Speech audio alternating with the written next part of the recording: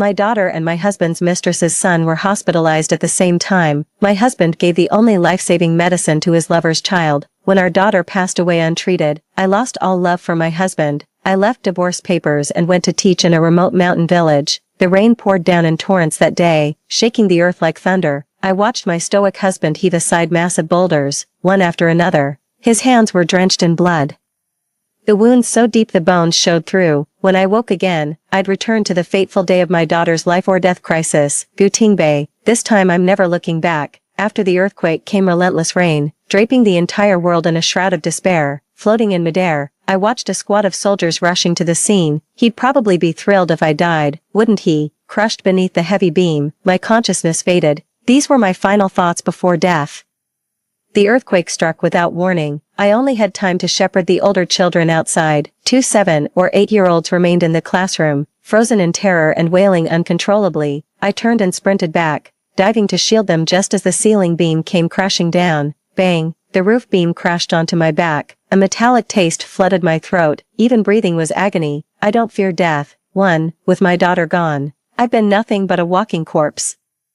I couldn't save my daughter 6 months ago, but today I will save these 2 children no matter what. I'm so happy. I'll finally get to see my little girl again. And then, Mommy's coming for you. Consciousness slowly faded as the pain melted away. The next thing I knew, I was floating midair. A squad of soldiers advanced through the rain, their leader's silhouette vaguely familiar. As they drew closer, I recognized the squad leader and my blood ran cold. It's Gutingbe.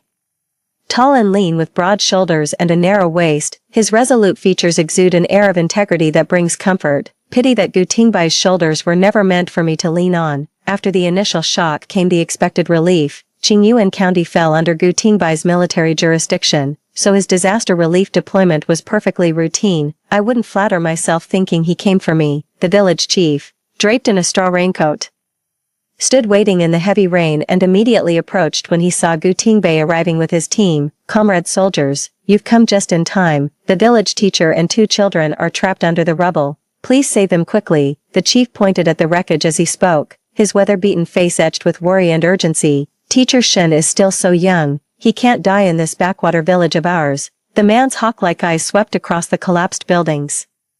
His brow furrowed deeply. To my surprise, I caught a flicker of urgency in his expression. For 6 years of marriage, Gutingbe never showed me anything but a cold expression. It must be my eyes playing tricks on me. Bricks, rubble, wooden beams. With no proper tools at hand, I had to move and dig through the debris barehanded. Gutingbe spared no effort. His hands gradually torn by the rough bricks, thin streams of blood oozed out, instantly washed away by the heavy rain. Regimental commander, go bandage your wounds, we'll handle the rest. I raised an eyebrow. Who'd have thought Gutingbe had been promoted from battalion commander to regimental commander in just a year? A soldier, seeing Gutingbe acting so recklessly, couldn't help but come over to reason with him. Gutingbe kept working without pause, refusing without even looking up. I'm fine, tell the others to be careful, knowing Gu's stubborn nature and still worried about him.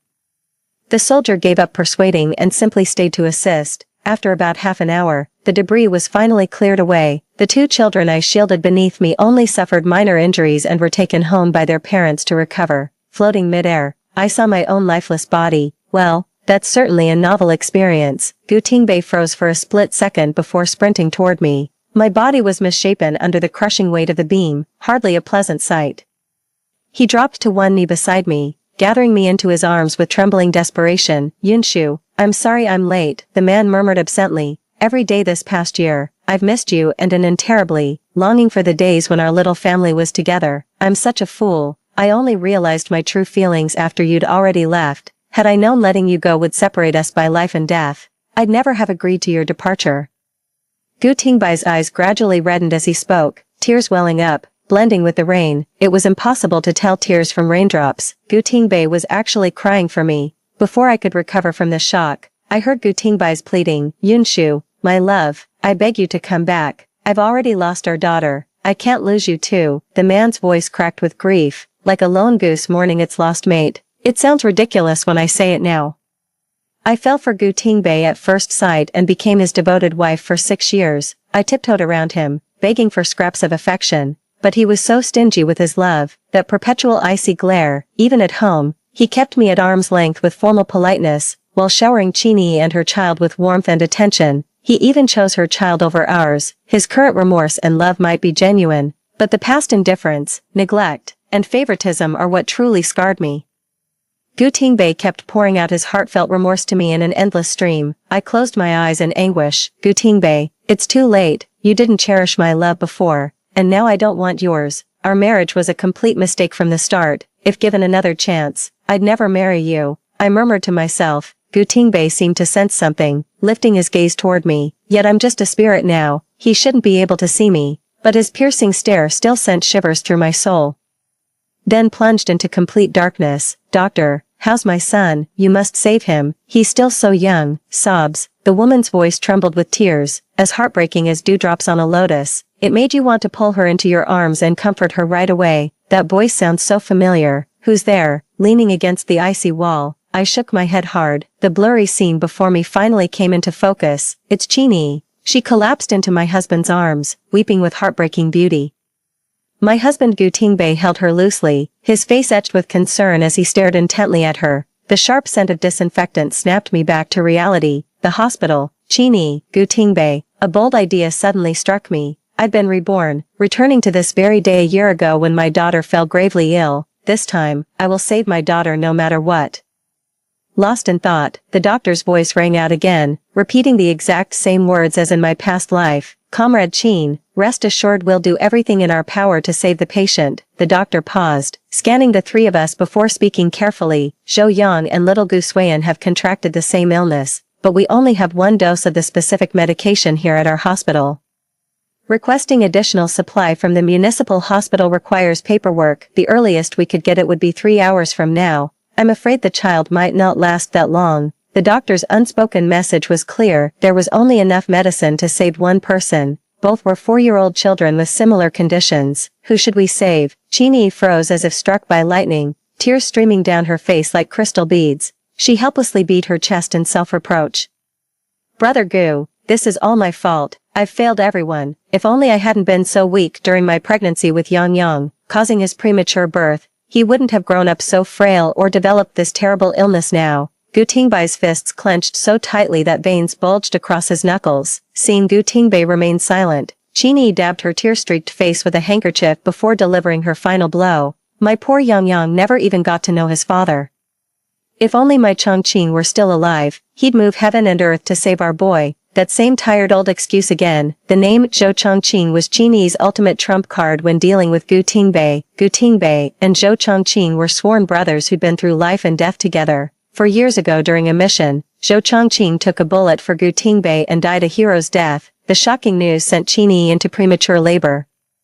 Compounded by Gu Tingbei's unspoken feelings for her, admiration, heartache, guilt, a tangled web of emotions. Thus Gu Tingbei devoted exceptional care to Yi and her newborn. The kid sick, the pipes burst at home, or another day when the child got into a fight at kindergarten. Every trivial matter fell to Gu Tingbei to handle. 2. The whole compound praised him as loyal, righteous, and ever grateful. Only I knew how that loyal and righteous Gu Tingbei coldly neglected his own wife and daughter.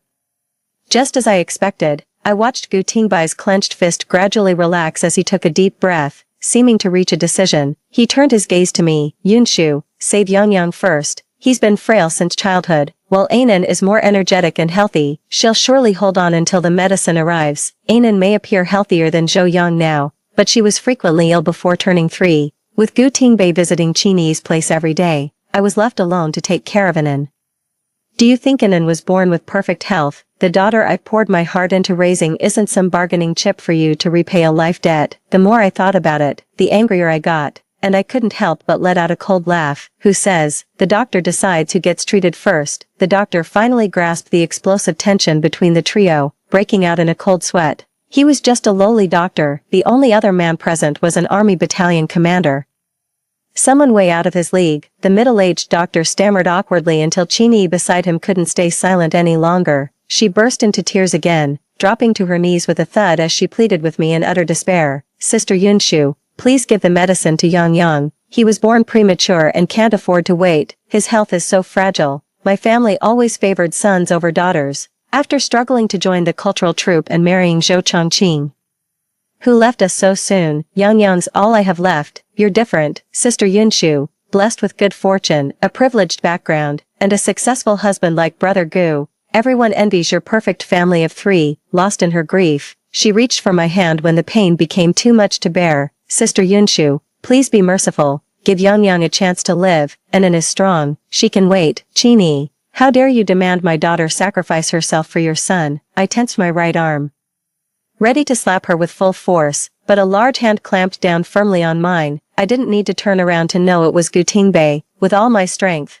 I flung my left hand away and met Chini's shocked gaze, sneering. Gu Tingbei owes Zhou Chongqing a life debt. Go collect from him. My daughter owes Zhou Chongqing nothing. Gu Tingbei released my hand, turned to assist Chini, all while finding time to rebuke me. Can't you argue without resorting to violence? She had it coming, I roared, always playing the delicate little flower to make Gu Tingbei favor them unconditionally. Brother Gu, I'll be fine. Ignoring Gu Tingbei's reassurances, Chini turned her tear-filled eyes toward me. Sister Yunshu, if you just let Yang have the medicine, you can hit me all you want. I won't resist. She grabbed my hand and pulled it toward her face. Gu Tingbei couldn't bear to see Chini groveling, so he decisively announced his decision. Yunshu, Chongqing saved my life. I can't just stand by and watch Yang die. He turned to the doctor who wished he could vanish into thin air. Doctor, please administer the medicine to Zhou Yang. I'll take full responsibility for any consequences. What makes you think you can bear the consequences? In our past life, when Zhou Yang recovered and left the hospital while my Anan perished, didn't you live just fine, knowing full well how it would end? Yet I still tortured myself by listening to him repeat those words. I turned away to wipe the torrent of tears. Gu Tingbei, I understand Zhou Chongqing saved your life, and your brotherly bond with him justifies extra care. That's why I tolerated your special treatment of Chini and her child all this time without complaint. But I never imagined you'd abandon your own daughter so heartlessly. Anan deserves better than a father like you. Gu Tingbei attempted to defend himself. Yunshu, I'm not giving up on Anan.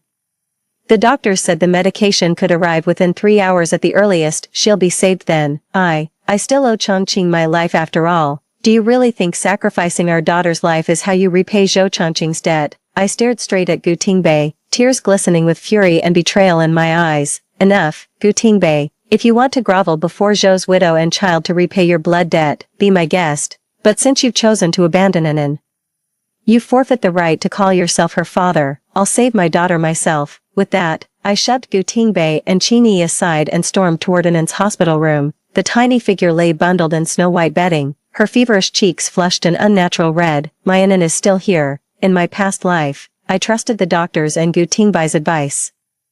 Waiting desperately at the hospital for medicine that never came, the delayed treatment cost me my daughter forever. This time, I will save her no matter what. I rushed to the bedside and scooped up Anan in my arms. Mommy, I feel so sick. Anan startled awake, blinking groggily. The child's tender voice seemed to come from another world as tears blurred my vision. I blinked away my tears, then forced a smile and comforted her in a gentle voice. Don't be scared, Anan, Mommy's here.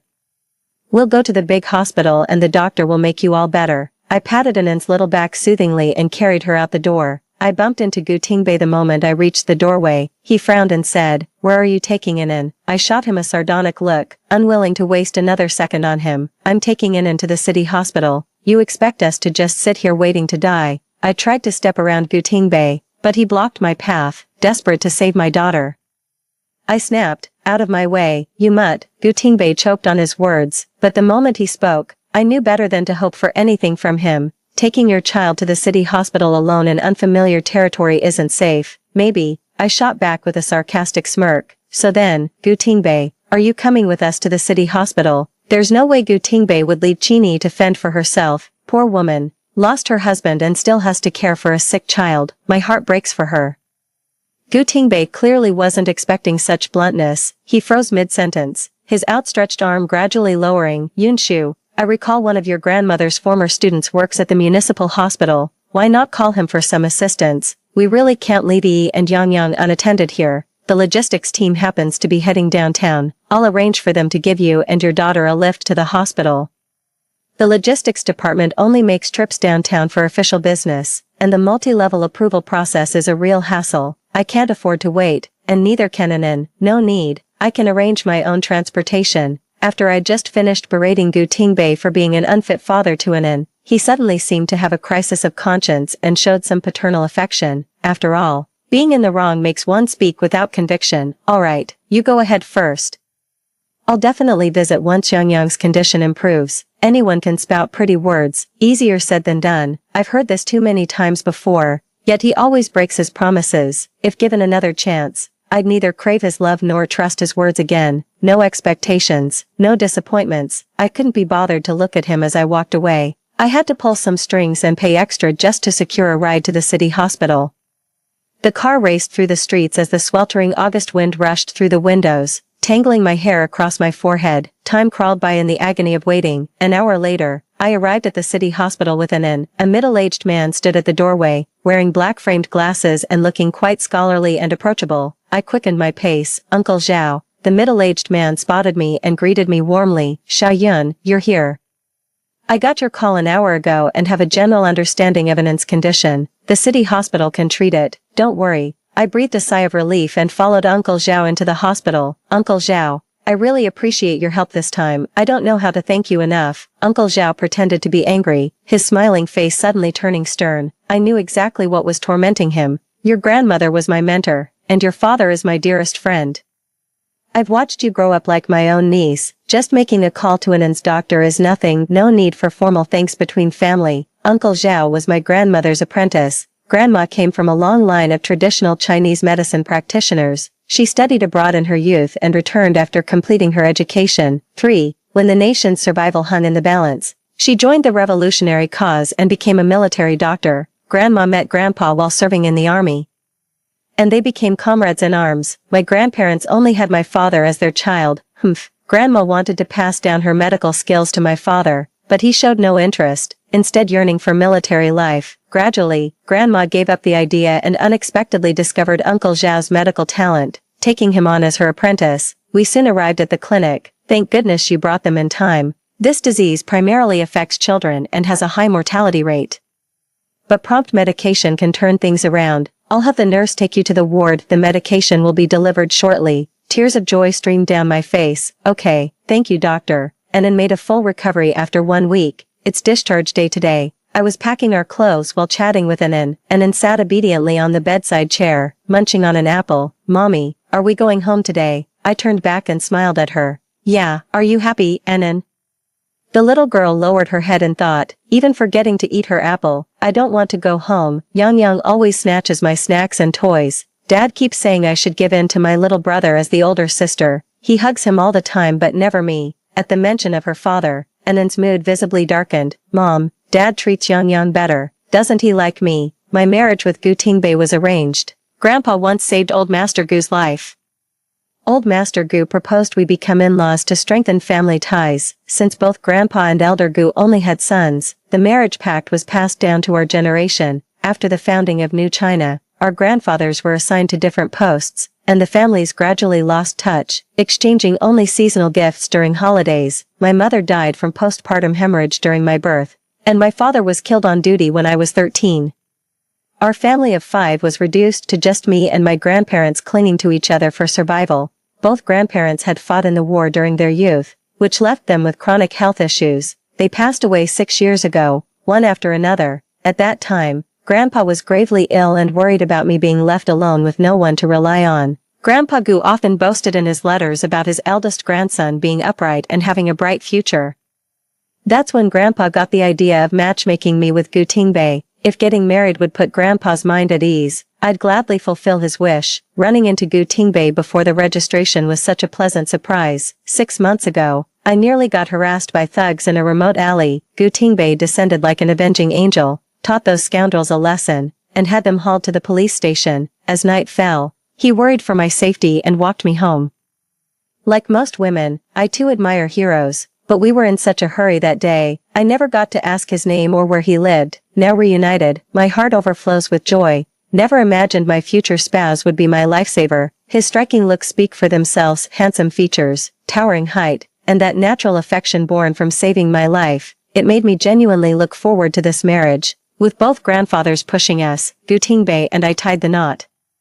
Clutching our marriage certificate like a trophy, I was secretly thrilled, oblivious to the shadow in Gu Tingbei's eyes. I plunged headfirst into this marriage, only to watch the passion fade and emerge battered and bruised. Though Gu Tingbei's favoritism is undeniable, How could I break our young daughter's heart by revealing her father prefers another child? That would be too cruel. I walked over to my daughter, crouched down to meet her gaze. Yang doesn't have a father. So I tried to be extra kind to him, but I love Anan just as much. I held you all the time when you were little. You were just too young to remember. Even I didn't believe the words coming out of my mouth. Disgusted with myself, I forced a smile and stroked my daughter's round little head. Anan, if mommy and daddy live separately, who would you want to live with? The little girl giggled and threw herself into my arms, answering brightly, I love mommy most. I want to stay with mommy. Children understand more than we think. They know who truly loves them. I smoothed Anan's 2 little braids and lifted her up with one arm. Mommy and Anan will always be together. Let's go home now. Okay. It was already 4 p.m. when we got home. A thin layer of dust covered the tables and chairs. Gu Tingbei must be spending all his time at the hospital. No wonder the place is such a mess. Couldn't care less about his own wife and daughter. Yet fawns over his buddy's wife and kid like some eager lapdog. I tidied up the living room and Anan's bedroom before taking her grocery shopping. Downstairs, military wives were playing outside with their children. As I passed by a large tree, Commissar Wu's wife called out to me, and several neighborhood women gathered around curiously. Xiaoyun, I heard you took Anan to the city hospital. Is she feeling better now? I gave Anan's hand a gentle squeeze and replied with a smile. Thank you for your concern, Sister Wu. Anan's fully recovered. See how lively she is now. Sister Wu nodded approvingly. That's good. Once this hurdle is passed, all ailments vanish. Anan will surely grow up strong and healthy. No sooner had she spoken than a meddlesome neighbor chimed in with snide remarks. Tingbai's wife, you're taking the kid to the city hospital alone. Didn't your husband offer to come? Meanwhile, Chini's child has been hospitalized too. Battalion Commander Gu's been running around like the kid's own father. Anyone would think they're the real family. This woman was the compound's notorious gossip, always poking her nose into everyone's business. Smack. I knew she wouldn't say anything pleasant, so I sent Anan to play with other kids the moment she opened her mouth. Some things are better left unheard by children. With a bitter expression, I pretended to understand Gu Tingbei.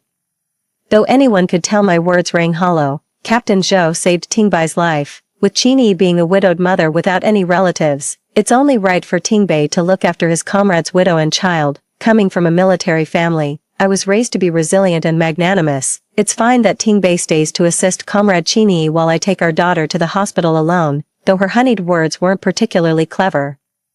They subtly confirmed Gu Tingbai's favoritism toward Qini and her child. These army wives are all sharp cookies. Who among them would miss my underlying message? Even when his own daughter was sick enough to require city hospital care, Gu Tingbei still prioritized babysitting Qini's child over his flesh and blood. With so many people in the compound, is Qini really that unpopular that she can't find a single soul to help her? Casual favors are fine, but when it really counts, you've got to know who's truly on your side. The sisters-in-law put themselves in her shoes. If their own husbands showed favoritism to another woman's child, they'd have raised hell long ago, unlike Shen Yunshu, who actually defends her man in public. How ridiculous. Everyone's witnessed how Gu Tingbei has treated Qini and her child these past years. I never spoke up before, so people just treated it as some odd spectacle, but I won't tolerate it any longer. Those who push their luck will eventually pay the price. Sister Wu looked at me with concern and patted my hand. I know you're broad-minded and reasonable, but no matter how much Battalion Commander Gu helped Qini and her child, he shouldn't neglect your own family. We women should know when to show vulnerability, clear the air between spouses. Don't let grievances fester overnight. Their earnest advice went in one ear and out the other, not wanting to argue with Sister Wu. I brushed her off with a few words and took Anan to the supply cooperative to buy groceries. The chatter of the army wives followed behind me. Enough. I always thought Battalion Commander Gu was acting strange. He rushes to Qini's house every chance he gets, standing with her and her son like their family. Exactly. Commander Gu's taken his noble act too far, caring for his sworn brother's son while neglecting his own daughter. That Qini's no saint either. A widow shouldn't invite gossip, yet with so many people in the compound and organizational support available, she insists on calling Commander Gu daily. Really knows how to wrap men around her finger. The corners of my lips curled imperceptibly. Repeated slander wears away the truth. Mere whispers can destroy a reputation. The next afternoon, Qini showed up uninvited. She was carrying a thermal lunchbox in her hand. Seeing me open the door, she effortlessly squeezed past me and plopped down on the couch, though pretending to be sheepish. Her every word dripped with smugness. For Yunshu, I know it's been tough taking care of Anan alone these days. I asked Brother Gu to visit you in the city, but he's so stubborn, he insisted on staying until Yang Yang was out of danger. Since Yang Yang was discharged today, I made chicken soup for you the moment I got home. Please don't let what happened at the hospital come between you and Brother Gu. I ignored Qini's overbearing attentiveness. Gu Tingbei and I are lawfully married. As for you, Comrade Qini, we're not even remotely related. To him, you're just his late best friend's widow. What right do you have meddling in our marriage? Qini's heart ached with grievance. She stubbornly clutched the bowl of chicken soup, refusing to let go. The scalding liquid burned her fingertips crimson through the porcelain. Sister Yunshu, I know you're still upset about what happened at the hospital. In that moment, all I could think about was saving Yang Yang. He's my life, my only hope. Besides, Anan was blessed with good fortune. She's perfectly fine now, isn't she? Qini said self-righteously. Thanks to me, she got transferred to the city hospital for better treatment. Everything worked out beautifully in the end, so Sister Yunshu, there's no need to stay angry with me. Her shamelessness actually made me laugh. Gu Tingbei abused his power to prioritize your son's treatment while leaving in and desperately waiting for medication that might never arrive. If I hadn't acted decisively, you people would have killed her. You got what you wanted, proof of your special place in Gu Tingbei's heart. So why can't you just slink away quietly instead of flaunting it in my face? Watching Qini's stubborn yet humiliated expression, I leisurely added. Or are homewreckers these days really this shameless? Qini bit her lower lip, her face turning pale. Sister Yunshu, I didn't. You got me all wrong. I raised my hand to cut her off. Enough. Take your chicken soup back. I can't stomach your goodwill. I don't want to hear another word from you. Get out of my house this instant. I glanced up at the wall clock, realizing Anan's nap time was probably over, and headed toward the bedroom. But Qini stubbornly followed. Still trying to explain, Sister Yunshu, there's absolutely nothing between Brother Gu and me. If these baseless rumors spread, how could I ever show my face in public again? Her incessant nagging was grating on my nerves. I turned away impatiently and accidentally bumped into Qini's hand. Scalding hot chicken soup splashed onto the back of her hand, turning it bright red instantly. Gu Tingbei rushed in upon hearing the scream and hurried over to check.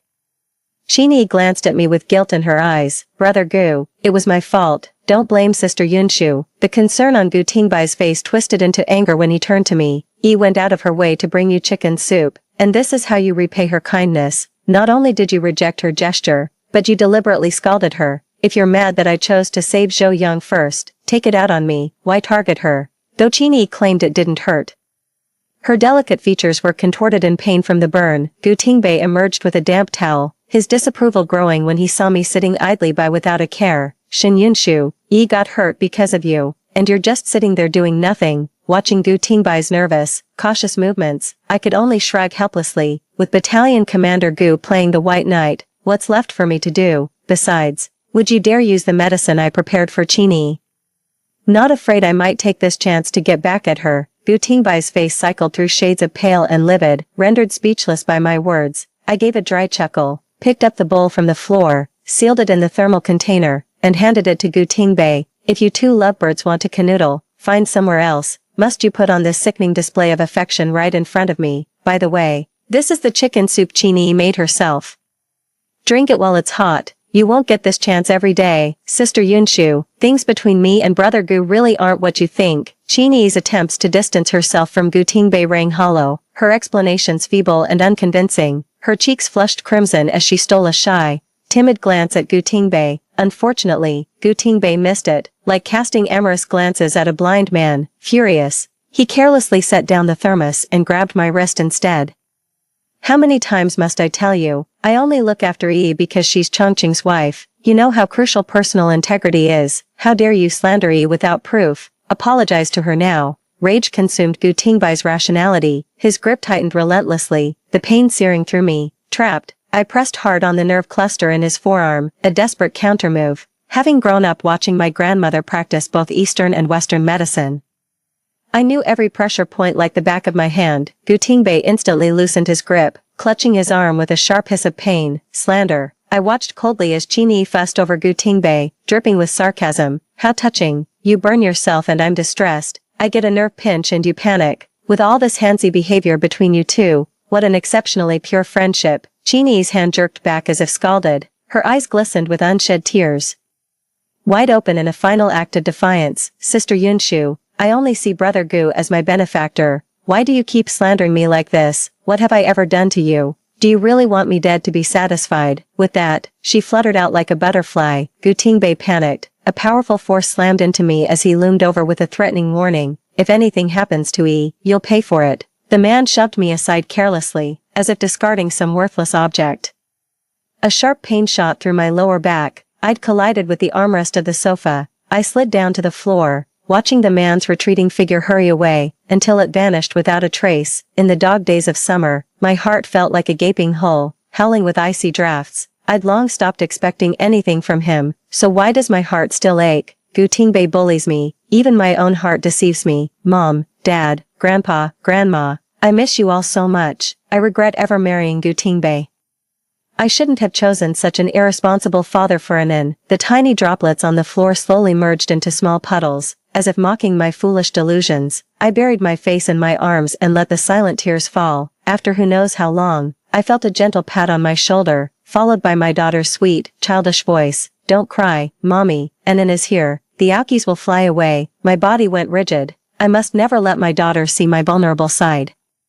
I quickly wiped away my tears with my sleeve and looked up at her. Anin solemnly grabbed a handful of air from my shoulder, released it beside us while murmuring something, pain fly away, before turning 3, Anin was frequently hospitalized, and this was how I comforted her during every 4 drip or injection. I'd tell her Mommy could magically take away all the pain, so shots wouldn't hurt her. Never imagined she'd comfort me the same way today. A warm current seemed to surge through my heart. I cradled Anin's little body in my arms. You're amazing, Anin. Mommy doesn't feel any pain now. For Anin, who I got back against all odds, I must stay strong. Mom, Dad, grandparents, don't worry about me. I'll live my life to the fullest. In the evening, I took Anin downstairs for a walk. Anin has such a sweet temperament that the older kids love playing with her. The sound of children's laughter caught Anin's attention. Seeing her eager eyes glued to them, I chuckled and let her join the fun. What could a tiny 4-year-old possibly play anyway? Her hands were too small for stone collecting. She lacked the leg strength for shuttlecock kicking. In tag games, she'd always be the first one caught. Kids just have more fun playing with other kids. I remained non-committal. Since she enjoys it, I bring her here often. I hope Anin will have a joyful childhood. The children are playing over there. The adults were making small talk absent-mindedly. A 7 or 8-year-old girl suddenly came running over, panting heavily. Aunt Shen, Anin got beaten by Zhou Yang and started crying. Please come with me to check. My heart skipped a beat, and without thinking, I jogged after her. Not Zhou Yang again. Running into Qingyi and her kid always brings trouble. When I reached the playground, sure enough, I saw Anin with red-rimmed eyes. She threw herself into my arms, sniffling pitifully. After comforting her gently, I finally turned to ask what had happened. Lan Lan, who was showing me the way, quickly explained what had happened. Anin had just shared some peppermint candies with everyone. 5. Zhou Yang happened to run over and demanded some in a bossy, unreasonable tone, but Anin disliked him and refused to give him any candy. Zhou Yang, unwilling to back down, lunged to snatch it, and Anin refused, only to be shoved to the ground by him. Seeing Anin in tears, Zhou Yang pushed his luck and went for her little handbag. The other kids sensed trouble. Some held Zhou Yang back while Lan Lan ran to alert me. I carefully examined Anin's exposed skin and found her right palm swollen and red, clearly injured from being pushed down. Zhou Yang apologized to Anin. I swiftly grabbed Zhou Yang as he tried to slip away. Crouching down to look him sternly in the eye, Zhou Yang struggled in vain. Shrieking at the top of his lungs, "Let me go. Why should that worthless girl hog all the candy without sharing?" The venomous words spilled out unchecked. A child's behavior mirrors their parents' example. Qingyi puts on an innocent facade, but secretly encourages her child's rude behavior. My brow furrowed as I gripped his shoulders and spoke sternly. Swearing is wrong. Apologize to Anin now, or I'll have to speak with your mother. Zhou Yang's lips trembled before he burst into loud sobs. Thrashing and kicking at me wildly, that mean woman bullied me. I'll beat you to death, beat you to death. Before the crying could continue, Qingyi rushed over in a panic, gathering Zhou Yang into her arms with tender concern. Sister Yunshu, I know you dislike me, but Yang is just a child. How could you treat him so harshly? Even if he made a mistake, you could have just talked to him properly. Why drive him to this hysterical sobbing? What if he ruins his voice from crying? She maintained that same demeanor, visibly wronged yet unyielding. Makes me look like a bullying tyrant. Onlookers who didn't know the truth began pitying Qingyi. That poor child's crying would break any mother's heart. Was it really worth pushing the child to this point? They're just taking advantage of Chini being widowed young, with no man to hold up the household. Chini successfully seized the moral high ground, a glint of triumph flashing in her eyes. But I couldn't just let her smear my reputation like this. Shouldn't you sisters get the full story before scolding me? Zhou Yang was the one who tried to snatch Anan's candy for no reason, then cursed and shoved her to the ground when she refused. Her palms got all scraped up. I raised Anan's hand for everyone to see, my gaze locked firmly on Chini. Do you know what your son called my daughter? He called Anan a money-losing burden. Zhou Yang is only 4. Who taught him such words if not you? Comrade Chini, you're a woman yourself. Does that make you a money-losing burden too? Our great leader always said women hold up half the sky, yet Comrade Chini still clings to outdated notions, treating daughters as financial liabilities. Her ideological awareness leaves much to be desired. I casually pinned this ideological label on Chini. Her face paled as she bit her lower lip, eyes brimming with tears.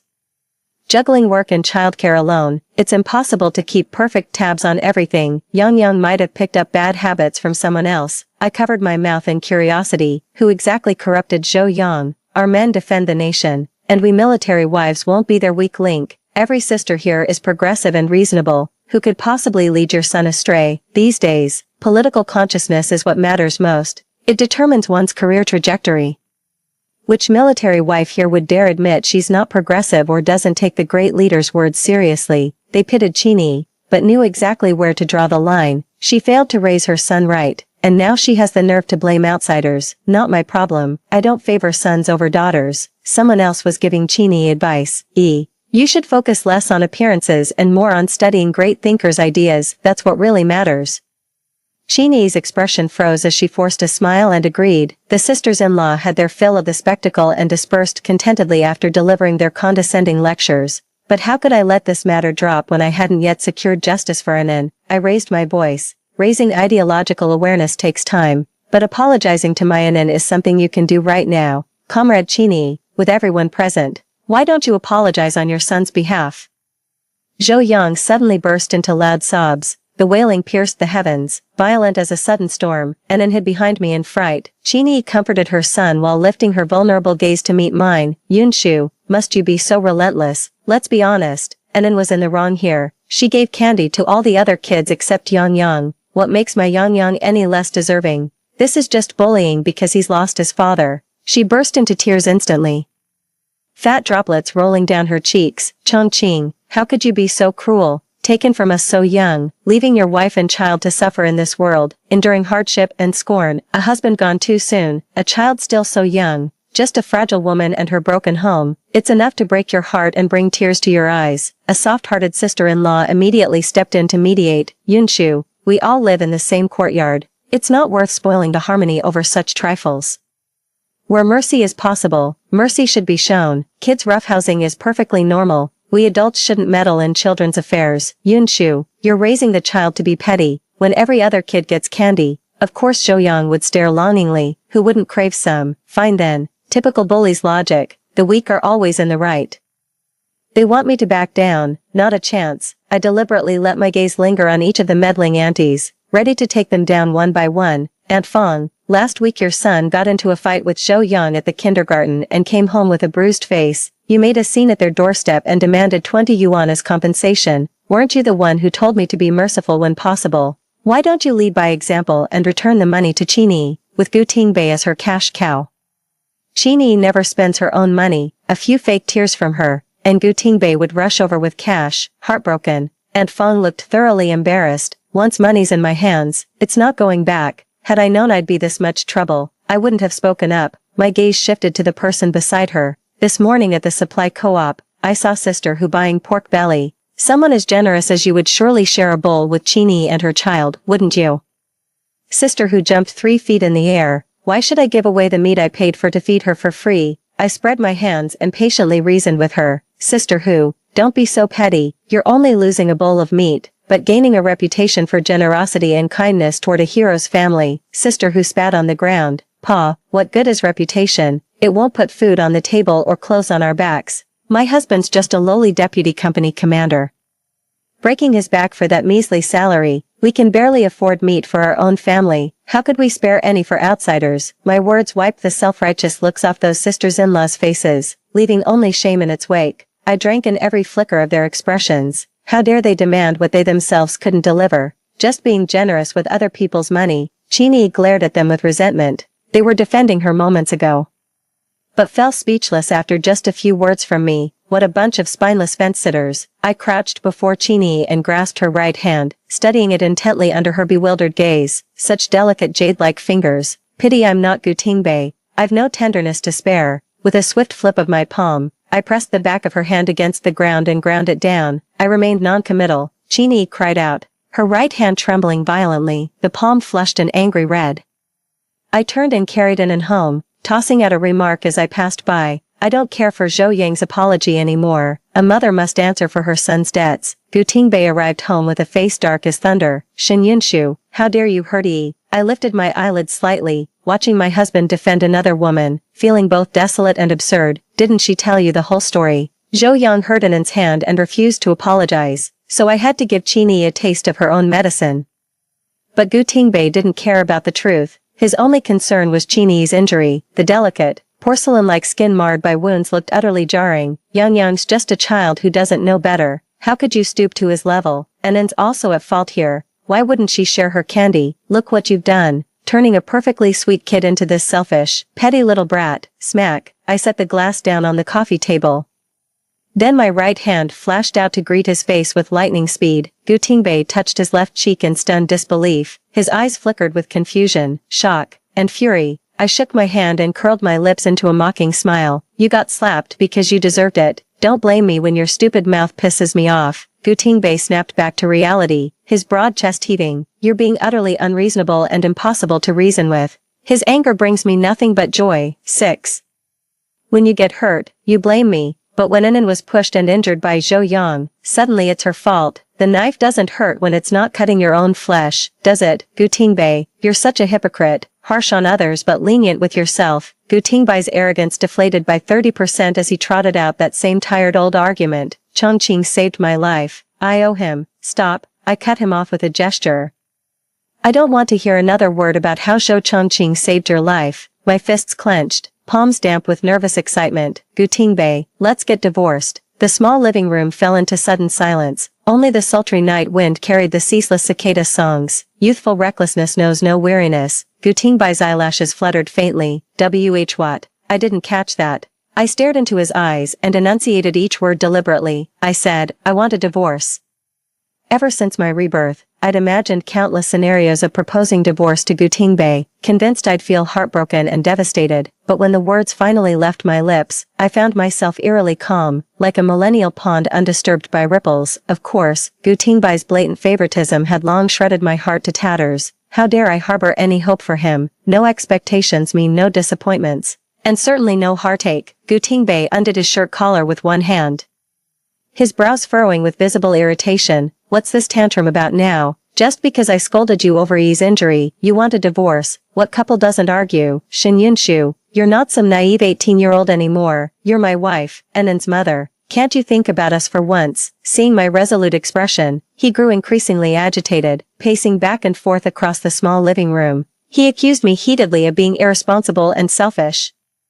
I'm at a critical juncture in my career advancement. If I get divorced now, what will my superiors think? How can they trust me to lead troops when I can't even manage my own household? And what about Anan? She's still so young. Do you really want to deprive her of a father and make her grow up in a broken home where she'll be mocked? Throughout this marriage, Gutingbei was physically present but emotionally absent. I thought he'd readily agree to the divorce, but his reaction was far more intense than I expected. So what? Once betrayed, never trusted. I'll never look back. I scoffed and fired back. What kind of father are you? You might as well not exist. Other fathers would move heaven and earth for their children, yet you'd abandon your own daughter to repay some debt of gratitude. How you choose to repay favors is your business, but I'll never let Anan become some sacrificial lamb to prove your noble character. Gutingbei felt some of his irritation dissipate. He thought I was still hung up on what happened at the hospital. A little sweet talk would smooth things over. Yes, just like countless times before when he'd neglected me and Anan for Chini and her son. All it ever took was him coming back with some honeyed words for me to forgive him. But this time was different. Gutingbei sat beside me and pulled me into his arms with one long reach. At the end of the day, you're still upset that I prioritized saving Yang over Anan at the hospital. I could never rest easy until I repaid Changqing's life-saving favor. Now that Yang Yang has recovered safely, it's my way of settling that debt. He looked down at me intently, raising his finger with solemn conviction. I promise from now on, you and Anin will always come first. You're the most important people in my life. Your promise. Your so-called guarantee crumbles the moment Qinyi sheds tears. Can you honestly swear you'd choose Anin without hesitation if forced to make that choice again? Gu Tingbai's voice wavered from conviction to uncertainty before trailing into silence. I smiled knowingly, the bitterness in my heart mine alone to bear. See, even in hypotheticals, Anin isn't your definitive choice. You claimed you've repaid Zhou Changqing's debt, so why hesitate? Can't bear to fail your sworn brother's son. Or is it Qinyi's heartbreak you can't stomach? Gu Tingbei bristled like a cat with its tail stepped on, raising his voice defensively. Changqing died saving me. That debt of gratitude is greater than heaven itself, impossible to repay. The only reason I care about Yang Yang is because he's Changqing's son, nothing more. Really, I listened leisurely to the man's feeble excuses before mercilessly exposing him. But everything you've done shows you're in love with Qinyi. Zhou Yang is just your perfect excuse to get close to her. When did I first notice? It must have been 4 years ago. Back when Zhou Changqing died, Gu Tingbei started visiting the Zhou household frequently under the pretense of looking after Qinyi and her child. At first I thought Gu was just being considerate to his late friend's widow, until I saw how he looked at Qinyi. I love Gu Tingbei. That look in his eyes was all too familiar to me. That night I sobbed uncontrollably under the covers. My rational mind told me to cut my losses, but my heart couldn't let go. For the first time, I gave my whole heart to someone, selfishly craving equal love in return, where sincerity reaches. Even metal and stone can be split. I thought being the perfect Mrs. Gu, relieving Gu Tingbei of all worries, would make him finally see me, but I couldn't have been more wrong. That first love I let slip became his unforgettable scarlet letter, forever etched in his heart, casting its shadow over me. After living 2 lifetimes, I finally see this marriage for what it is. I'm done exhausting myself to please someone who doesn't love me. Knowing when to walk away is the ultimate act of self-respect. This time, I'm leaving him for good. When it came to the one he loved, Gu Tingbai's usual composure wavered. Shen Yunshu, stop jumping at shadows with your wild imagination. My relationship with Yi is completely innocent. I've been faithful to you and to Changqing, Gu Tingbei. You might fool others but not yourself or me. Having truly loved you before, I know exactly how affection looks when it's real. Without waiting for his retort, I gazed into the ink-black night, memories surfacing through the cacophony of cicadas. Do you remember when I was in postpartum confinement after giving birth to Anin? Gu Tingbei looked utterly blank. Clearly, he didn't remember. Just days after I had Anin. You returned from a mission saying Zhou Changqing took a bullet for you and died. When Qinyi heard the tragic news, she went into premature labor. Then you spent every waking moment by her side, preparing formula, washing diapers, arranging nourishing soups for her, playing the perfect husband and father to someone else's family, while Qinyi basked in your doting care. I was left alone to tend to Anin. The winter water was freezing. Yet there you were, washing another woman's baby's diapers, while your own wife and child went neglected. Tears silently rolled down, which I casually wiped away. Those once unbearable days can now be recounted with detached ease. I pitied Qinyi for losing her husband and support, thinking things would improve once her child grew older. But back then I didn't realize how challenging raising a child could be. You worry about their food and clothing, fret more when they fall ill.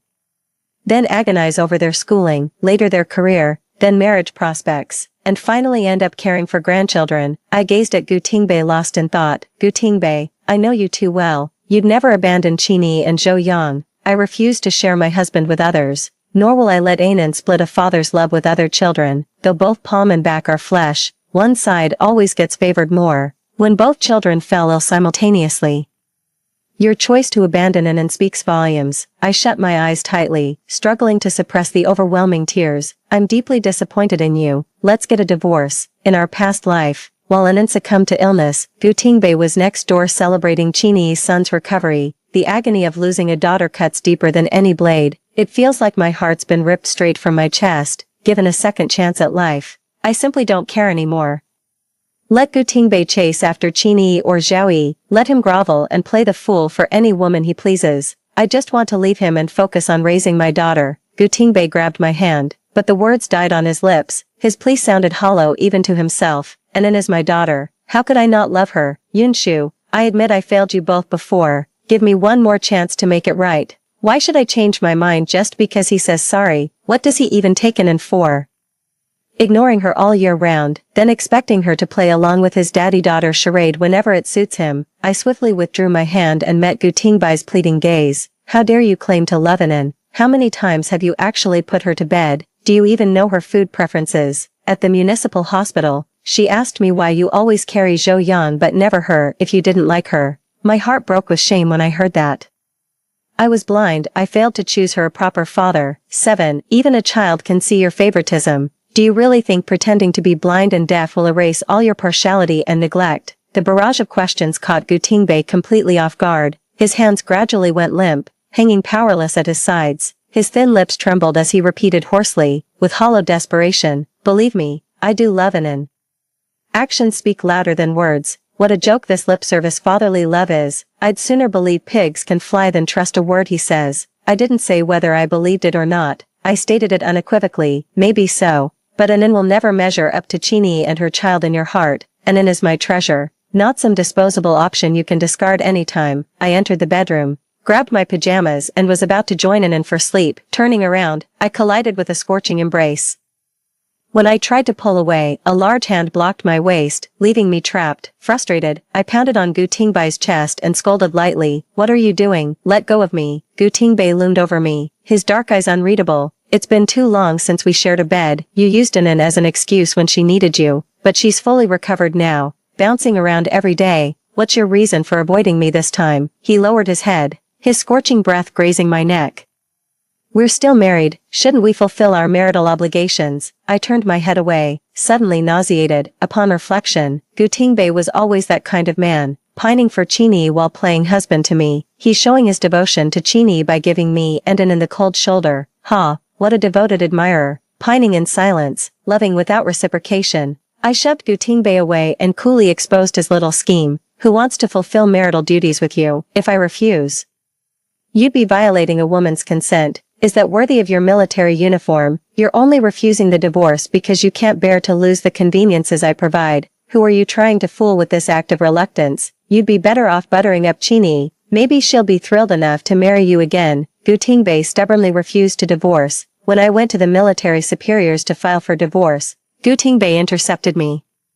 He insisted we were just having minor disagreements, nowhere near serious enough for divorce. The boss gave Gutingbai a half-hearted reprimand before cheerfully reminding us to take good care of each other. Gutingbai thumped his chest and promised to give way to me. I let Gutingbai lead me away without resistance. An overwhelming sense of helplessness welled up inside me. Military marriages are notoriously difficult to dissolve. From that day on, Gutingbai underwent a complete personality transformation. He stopped orbiting around Chini and her child. He came home early every day, showing endless patience with Anan, playing games, and telling her stories. He looked every bit the doting father. The aroma of home-cooked meals wafted from every household at dinner time. Holding Anan's hand, I pushed the door open to find Gutingbai waiting by the dining table. The table was set with a lavish spread of 5 dishes and a soup. Gutingbai pulled out the chair with attentive courtesy, explaining somewhat sheepishly, "It's your birthday today, and since I'm not much of a cook, I got some dishes from the cafeteria. I specially ordered braised fish for you. See if you like it." I stared silently at the braised fish in my bowl. She finally looked up at him after a long pause and asked calmly, "After 6 years of marriage, haven't you noticed I never eat fish? When I was 6, a long fishbone got stuck in my throat. The fishbone wasn't removed until we got to the hospital. Once bitten, twice shy. I stopped eating fish altogether because I'm afraid of bones. I've never cooked fish dishes since getting married. After 6 years of marriage, Gutingbai still doesn't know I don't eat fish. When a marriage reaches this point, what's the point of continuing?" His friendly gesture was met with cold rejection. Gutingbai awkwardly changed the subject by placing a rib on Anan's plate. Midway through the meal, a phone rang. Gutingbai answered, his expression shifting abruptly. "Just a hurried Yunshu. Yi had a fall. I'm going to check on her." The sharp click of the door slammed against my heart, and then put down her chopsticks, looking at me dejectedly. "Mom," I mustered a smile and picked some greens into her bowl. "It's alright, don't worry about Daddy. Anan must eat well to grow up strong and healthy. Since Gutingbai refuses to divorce, then perhaps it's time to target someone he cares about." The next morning, I arrived early and waited at the entrance of the cultural troupe. In the distance, I could see Chini chatting and laughing with her colleagues. The limping walk really looked like a leg injury. Sister Yunshu, what brings you to the performance troupe? Chini seemed surprised to see me. I gave her a once-over. There's no denying Chini has what it takes to keep Gu Tingbei utterly captivated. Her slender frame carried an alluring grace. The innocent flower-like aura softened the provocative impact of her curvaceous figure, a mesmerizing blend of purity and seduction. Chini grew visibly uncomfortable under my gaze, nervously tucking loose strands of hair behind her ear. Yunshu, what's this about? I'm going to be late for work. Just yesterday she was stirring up drama with Gu Tingbei for attention, and today she acts like nothing happened. Impressive emotional resilience. I glanced at her bandaged ankle with a sharp tone. Comrade Chini, how dedicated, coming to work with an injured foot instead of resting at home. Ah, Chini flushed slightly but fired back with measured words. Brother Gu, you're overreacting. It's just a minor injury. The troupe's rehearsing a new show for the upcoming performance. I don't want to hold everyone back. I pursed my lips in silent disdain, finding the whole thing utterly tedious. Coming here to play nice with Chini just to get Gu Tingbei to agree to the divorce. What a complete waste of time. I stepped forward, gripping her shoulders as I shouted my questions hoarsely. If you're so noble and dedicated to your work, why call Gu Tingbei instead of seeing a doctor when you got hurt? Yesterday was my birthday. Our family of 3 finally had a rare dinner together, and your single phone call made him abandon me and our daughter. Comrade Chini, your husband Zhou Chongqing once saved Tingbei's life, and I'm no ungrateful wretch. That's why I've tolerated Tingbei running to your place daily, doting on you and your son. I've even endured him treating Zhou Yang as his own flesh and blood, favoring him over our daughter. But remember this, Gu Tingbei and I are lawfully wedded spouses. Keep your distance from my husband from now on. The barrage of accusations caught Chini completely off guard. I released her without giving her a chance to explain, declaring with magnanimity, let everyone bear witness, I've said my piece. If Comrade Chini persists in her ways, don't blame me for showing no mercy. Having vented my anger, I dusted off my hands and walked away. 8. Leaving Chini alone to face the crowd's skepticism, scorn, and contempt. Entertainment options are pitifully scarce these days. Suddenly, a juicy scandal emerged about the battalion commander's wife confronting the mistress. Word spread like wildfire until it became the talk of the town. After dinner, I was playing Tangram with Anan. Gu Tingbei stormed into the room and yanked me up from the chair without a word. His face was flushed with anger, eyes blazing with fury. Look what you've done, spreading rumors about E at the cultural troupe in front of everyone. How could you tarnish her reputation like this? How's she supposed to face people now? Anan shrank behind me, tiny hands clutching my clothes tightly, visibly distressed. Gu Tingbei's grip was ironclad. I couldn't break free, frustration and fury boiling inside me. Let go of me. Anan is right here. Must we have this fight in front of our daughter? A mirthless laugh escaped Gu Tingbei's lips, his anger tipping into bitter amusement. Now you care about Anan. Where was this consideration when you harassed E? Shin Yunshu, I misjudged you. Turns out you're just a petty, venomous woman. I quickly covered Anan's ears with my free hand and locked eyes with Gu Tingbei in defiance. How dare you judge me? You're the one who can't be satisfied with what you have. The one who shamelessly dotes on Chini and her son. The one who abandoned your own daughter for some so-called debt of gratitude. You're neither a loyal husband nor a loving father. What gives you the right to lecture me? Gu Tingbei, anyone can criticize me. Except you. You're the last person qualified. Gu Tingbei narrowed his eyes dangerously before releasing his grip to seize my chin instead. With that silver tongue of yours. No wonder E was completely defenseless against you, driven to lock herself away and attempt suicide. If I hadn't arrived in time, she'd be dead by now. This is all you're doing, and you're coming with me to apologize. Dragged out by Gu Tingbei, I hastily told Anan to stay put in the bedroom. In the living room, I wrenched free from Gu Tingbei's grip despite the pain in my wrist. A naked sneer curled at the corner of my lips. I may have exposed your dirty little secret, but you're the ones who forced my hand. Chini knew you were married yet played the savior card to get close, while you hid behind gratitude to chase another man's wife. Don't play dumb, you both knew exactly what you were doing. Or is this sick game of cat and mouse just too thrilling to quit? Shin Yunshu.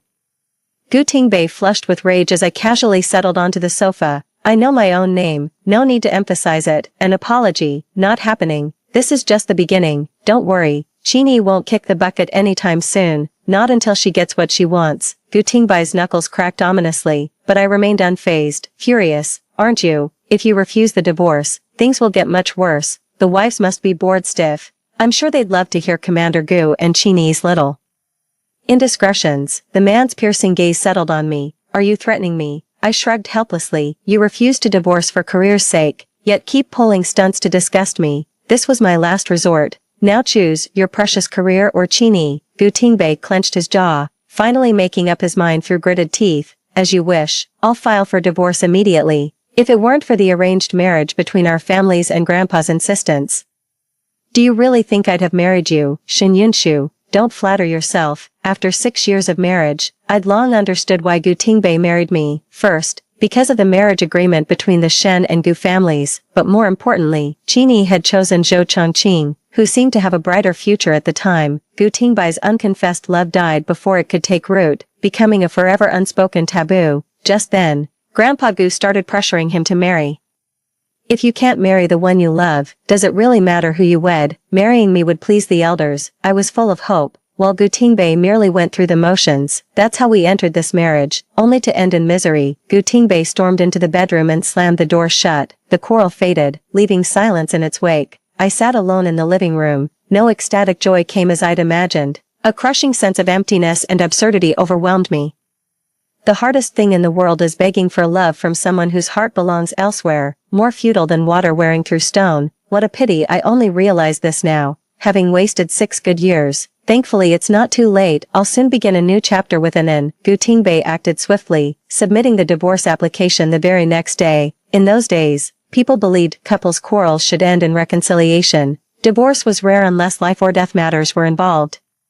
Moreover, as a battalion commander, Gu was widely regarded in the military as having a brilliant future ahead. The sudden receipt of Gu Tingbei's divorce application left the superiors utterly shocked. They even called me in to explain this situation. To my supervisor, I simply said my relationship with Gu Tingbei had broken down and we couldn't live together anymore. My supervisor earnestly advised me to reconsider, but I insisted on getting a divorce. My persuasion fell on deaf ears.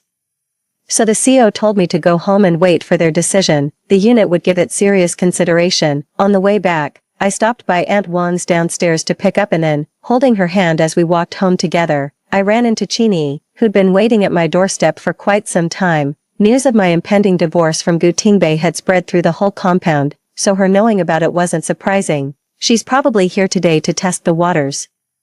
I've got to admire Chini's relentless determination to get what she wants. After suffering 2 defeats at my hands, she still dares to show up today. Gu Tingbei must be quite the temptation for her. I took out my keys to unlock the door and let Ainin go play with toys in her room. When I turned around, she was already sitting primly on the sofa. Her eyes darted around the room, taking in the furnishings with a fleeting look of greed. I sat down on the couch too, turning slightly to look at her.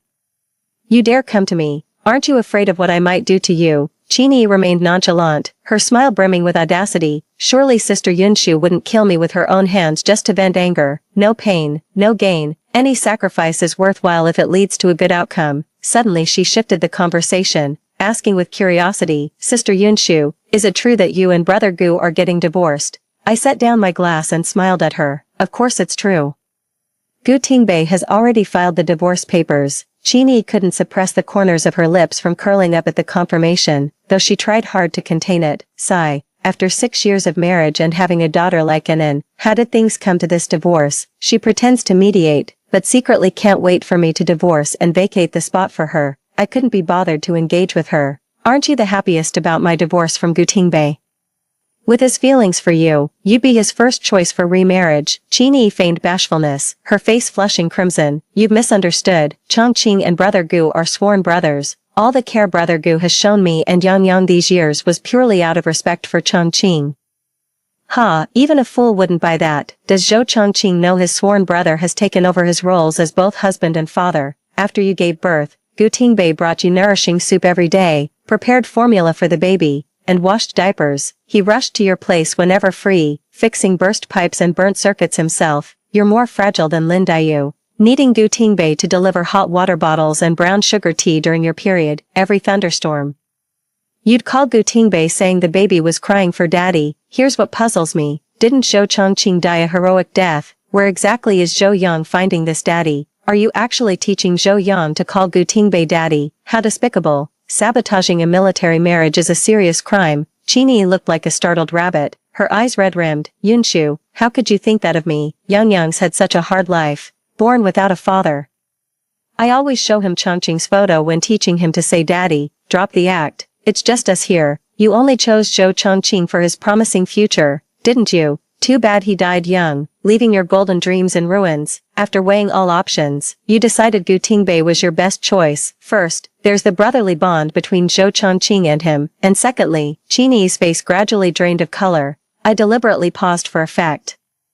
You knew full well Gu Tingbei had feelings for you, so after Zhou Chongqing's death, you used childbirth and the baby to trap him, systematically infiltrating every corner of his life. People always value what they've invested in most. When Gu Tingbei chose to save your son over his own daughter at the hospital last time, you must have been gloating inside, weren't you? After playing this long game, all you needed was to push me out to waltz right in and live the high life. What brilliant scheming. At this point, Qini dropped the act. She yanked out a handkerchief and roughly wiped away her tears. Not a trace of genuine sorrow remained. What's wrong with wanting a good life? Zhou Chongqing just had rotten luck, dying so young and leaving me with a son. Qini curled her lip in disgust at the mention of her son. That useless boy just eats, sleeps, and repeats. Thank heavens he's Zhou Chongqing's son. How could Gu Tingbei abandon his sworn brother's child? I keep summoning Gu Tingbei over using the boy as an excuse. Play the vulnerable card just right, and he'll be eating out of my hand, completely devoted to us. Twirling the end of her braid smugly, she boasted about her tricks to ensnare men. A woman should know when to play vulnerable. That's how you win a man's heart. Just look how devoted Gu Tingbei is to me, utterly smitten. 9. The way she sugarcoats seducing a married man is downright revolting. I wrinkled my nose in disgust, refusing to engage further. Fine, you're about to get what you wanted. Gu Tingbei is all yours now. May you have a blissful marriage. The divorce application kept getting delayed, worried something might go wrong. I went to the military base to inquire. They just said the leadership was too busy with recent matters. I was eagerly awaiting the good news of my application approval. To my surprise, it was Grandpa Gu who showed up instead. The tiny living room was so quiet you could hear a pin drop. The atmosphere instantly turned tense. The door swung open and shut. Gu Tingbei's face lit up at the sight of his grandfather. Grandfather, what brings you here? The elder Gu lifted his eyelids with an imposing gaze. Kneel, he commanded with quiet authority. Gu Tingbei looked bewildered. Grandfather, on your knees. Grandfather Gu's voice grew sharper, edged with command. A lifelong military leader, he carried the natural authority of high rank, though confused by the order.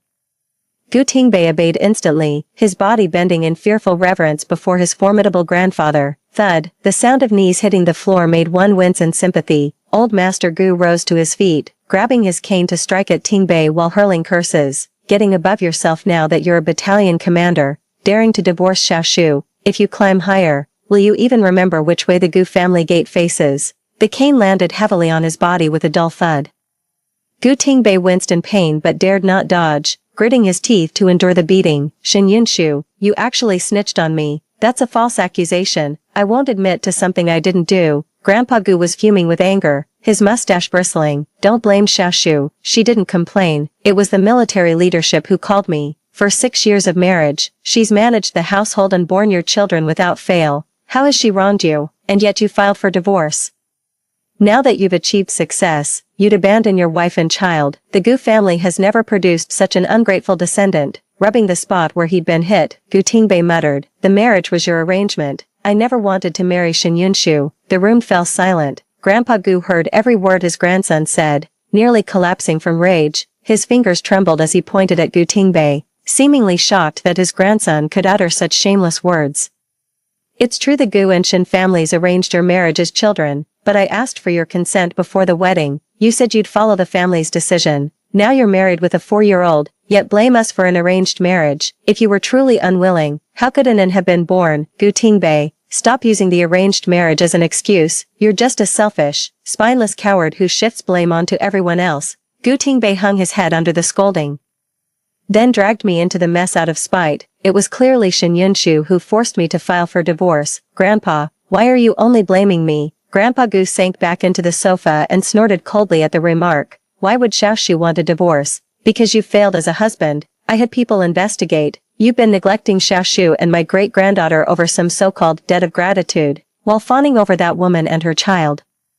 Do you think I've lived this long without recognizing your scheming? If you already had someone else in your heart, you should never have agreed to marry Xiaoshu. Once married, your loyalty should belong to her alone, not keeping one foot in each boat. Gu Tingbei, you've let me down terribly. Grandfather Gu berated Tingbei with profound disappointment. After the prolonged scolding, the old man drained his glass of lukewarm water from the coffee table, finally venting his anger.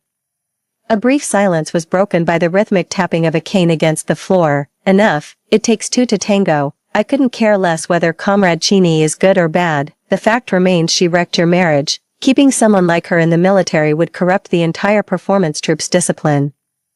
Soon every young female soldier would follow her example, using their looks to break up military marriages for personal gain. Is that the chaos we want in our garrison? Grandfather Gu exhaled sharply, sealing Chini's fate with that breath. I'll notify the army to discharge her and send her back to her hometown. Gu Tingbei dropped to his knees before the old man, pleading. This punishment far exceeded Yi's transgression. Grandfather, this is all my fault. Yi has nothing to do with it.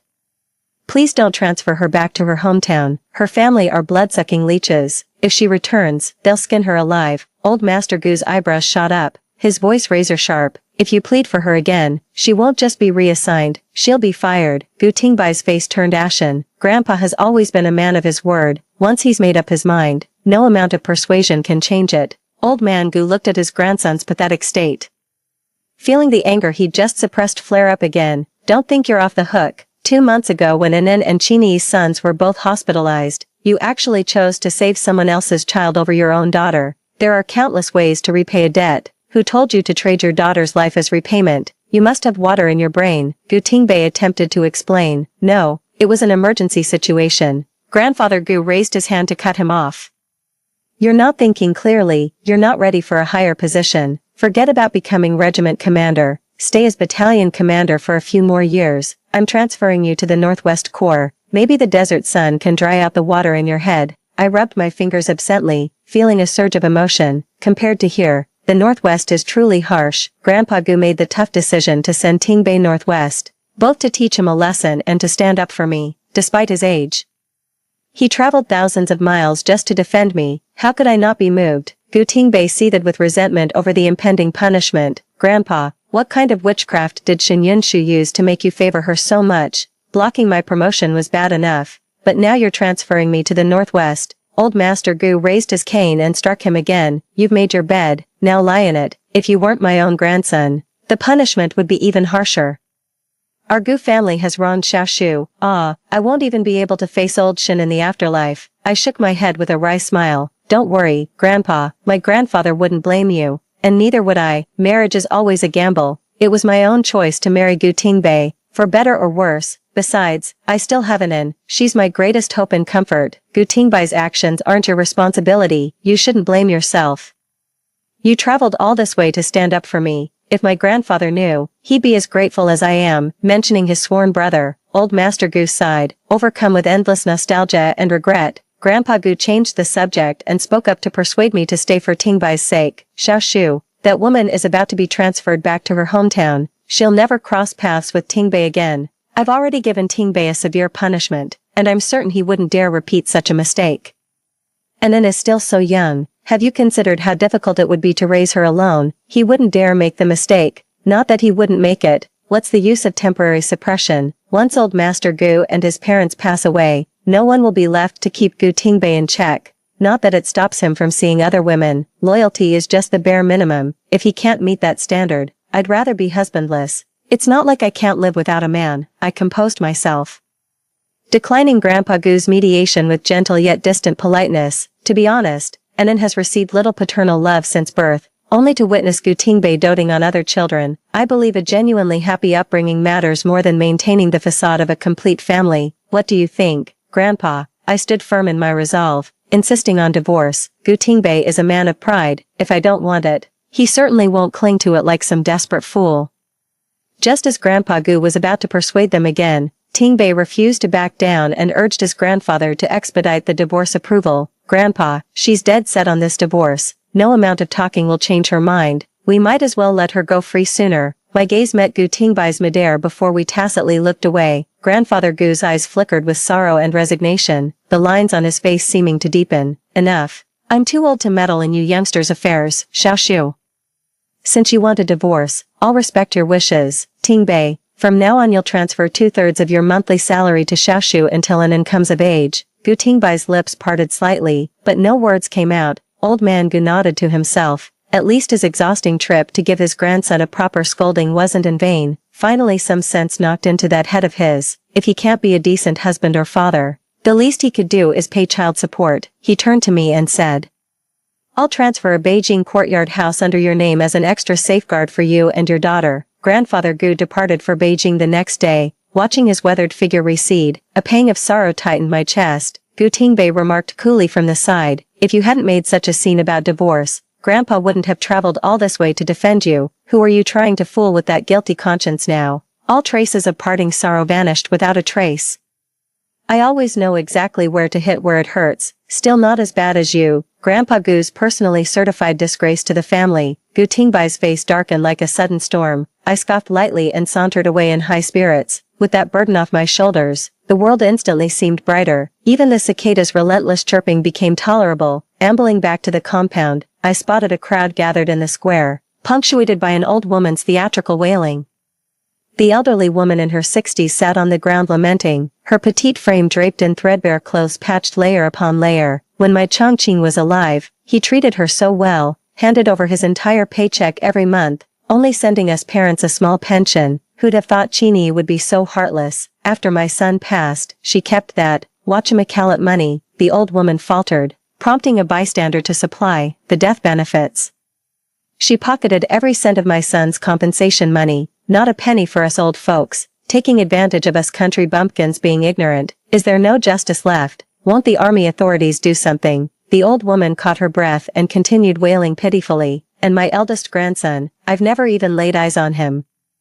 Our Chongqing had such wretched luck, dying so young. At least he left us a son, but that Chini looks down on country folk. She stubbornly stayed at the military base with the boy, refusing to let us grandparents see our own flesh and blood. Having finished her lament, the old woman shrewdly scanned the crowd of onlookers with her beady triangular eyes. They say she's been carrying on with some man. I don't care who she beds, but how dare she pocket my son's death benefits? And that grandson of mine, he's a Zhou by blood. No stranger's going to make him change his surname and call another man father. I'd already written to Zhou Chongqing's family, detailing Chini's entire situation. Old Madame Zhou couldn't sit still when she heard about her son's substantial death benefits. Whether the grandson returned mattered little. With 4 living sons, grandchildren were the last thing she lacked. Those compensation funds must be secured. The onlookers buzzed with gossip as Chini came rushing over in a fluster. Mom, what brings you here? Old Mrs. Zhou grabbed Chini's shirt hem to pull herself up, leaving a grimy handprint behind. Chini wrinkled her nose in disgust but couldn't make a scene in public, forcing her to swallow the insult. 10. Old Madame Zhou couldn't stand Chini's pretentiousness, a country girl through and through, yet putting on city airs, looking down her nose at everyone. How dare she pocket her money?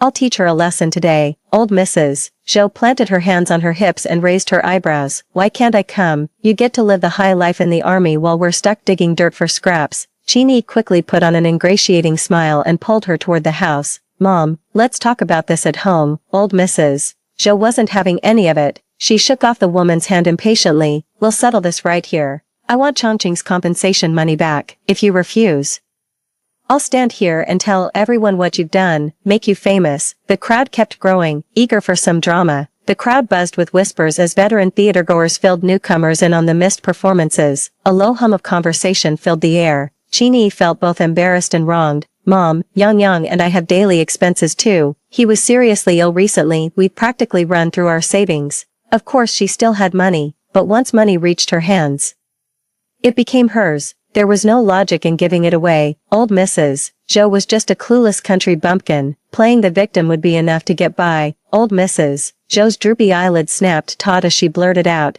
"You blew through $2,000 in just 4 years. What a wasteful woman." Smack. A red handprint instantly bloomed on Chini's jade-white cheek, but she barely registered the stinging pain, her heart pounding with dread. Who leaked the exact compensation amount to old Madame Zhou?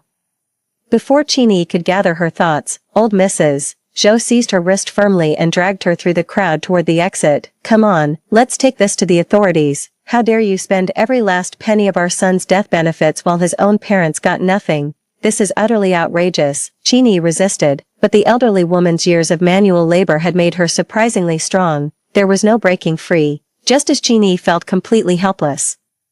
She spotted Gu Tingbei in the crowd. She cried out desperately, as if clutching at a lifeline, "Brother Gu, please help me." Gu Tingbei's expression darkened as he suddenly found Chini strangely unfamiliar. After a heavy silence, he asked, "Did you really embezzle all of Chongqing's death benefits?" Chini offered a feeble explanation. Chongqing's parents have 4 sons supporting their farming life in the countryside. They want for nothing. But city life is different. Money just slips through your fingers everywhere you turn. Brand new outfits in every style, orchid leather shoes, Longines watches, snowflake cream, clamshell ointment. The house was never without candies, canned fruits, or malted milk, even luxury goods only available at the friendship store. How could Chini's salary possibly cover such extravagant spending? The overlooked details now stood as damning evidence of Chini's selfish greed and hedonistic pursuits. Was this really the woman he cherished in his heart? Gu Tingbei's mind was in complete turmoil. He retreated several steps, waving his hand with a bitter smile. "I'm just an outsider. This matter between you and the Zhou family isn't my place to interfere." Granny Zhou forcibly dragged Chini away. With the main character gone, the onlookers gradually dispersed. The next day, Granny Zhou secured the hefty compensation and returned to her village with great satisfaction. As for the grandson, with so many mouths to feed at home, bringing him back would just mean another hungry stomach. The matter escalated to the superiors, and Chini received a stern reprimand. Considering her efforts in raising Zhou Yang, the supervisor only required her to return half of the compensation to old Mrs. Zhou. Losing 1,000 yuan for nothing pained Chini deeply, but with her son still by her side, she believed every cloud has a silver lining. Zhou Yang's constant presence served as a painful reminder to Gu Tingbei that Zhou Chongqing died for him. She could exploit this guilt to her advantage. Unfortunately for Chini, her clever scheme was doomed to fail. With Grandpa Gu's approval, the divorce proceedings were swiftly completed. I packed my belongings and bought an advance train ticket back to Shanghai. The day before leaving, I took in downstairs to say goodbye to my sisters-in-law.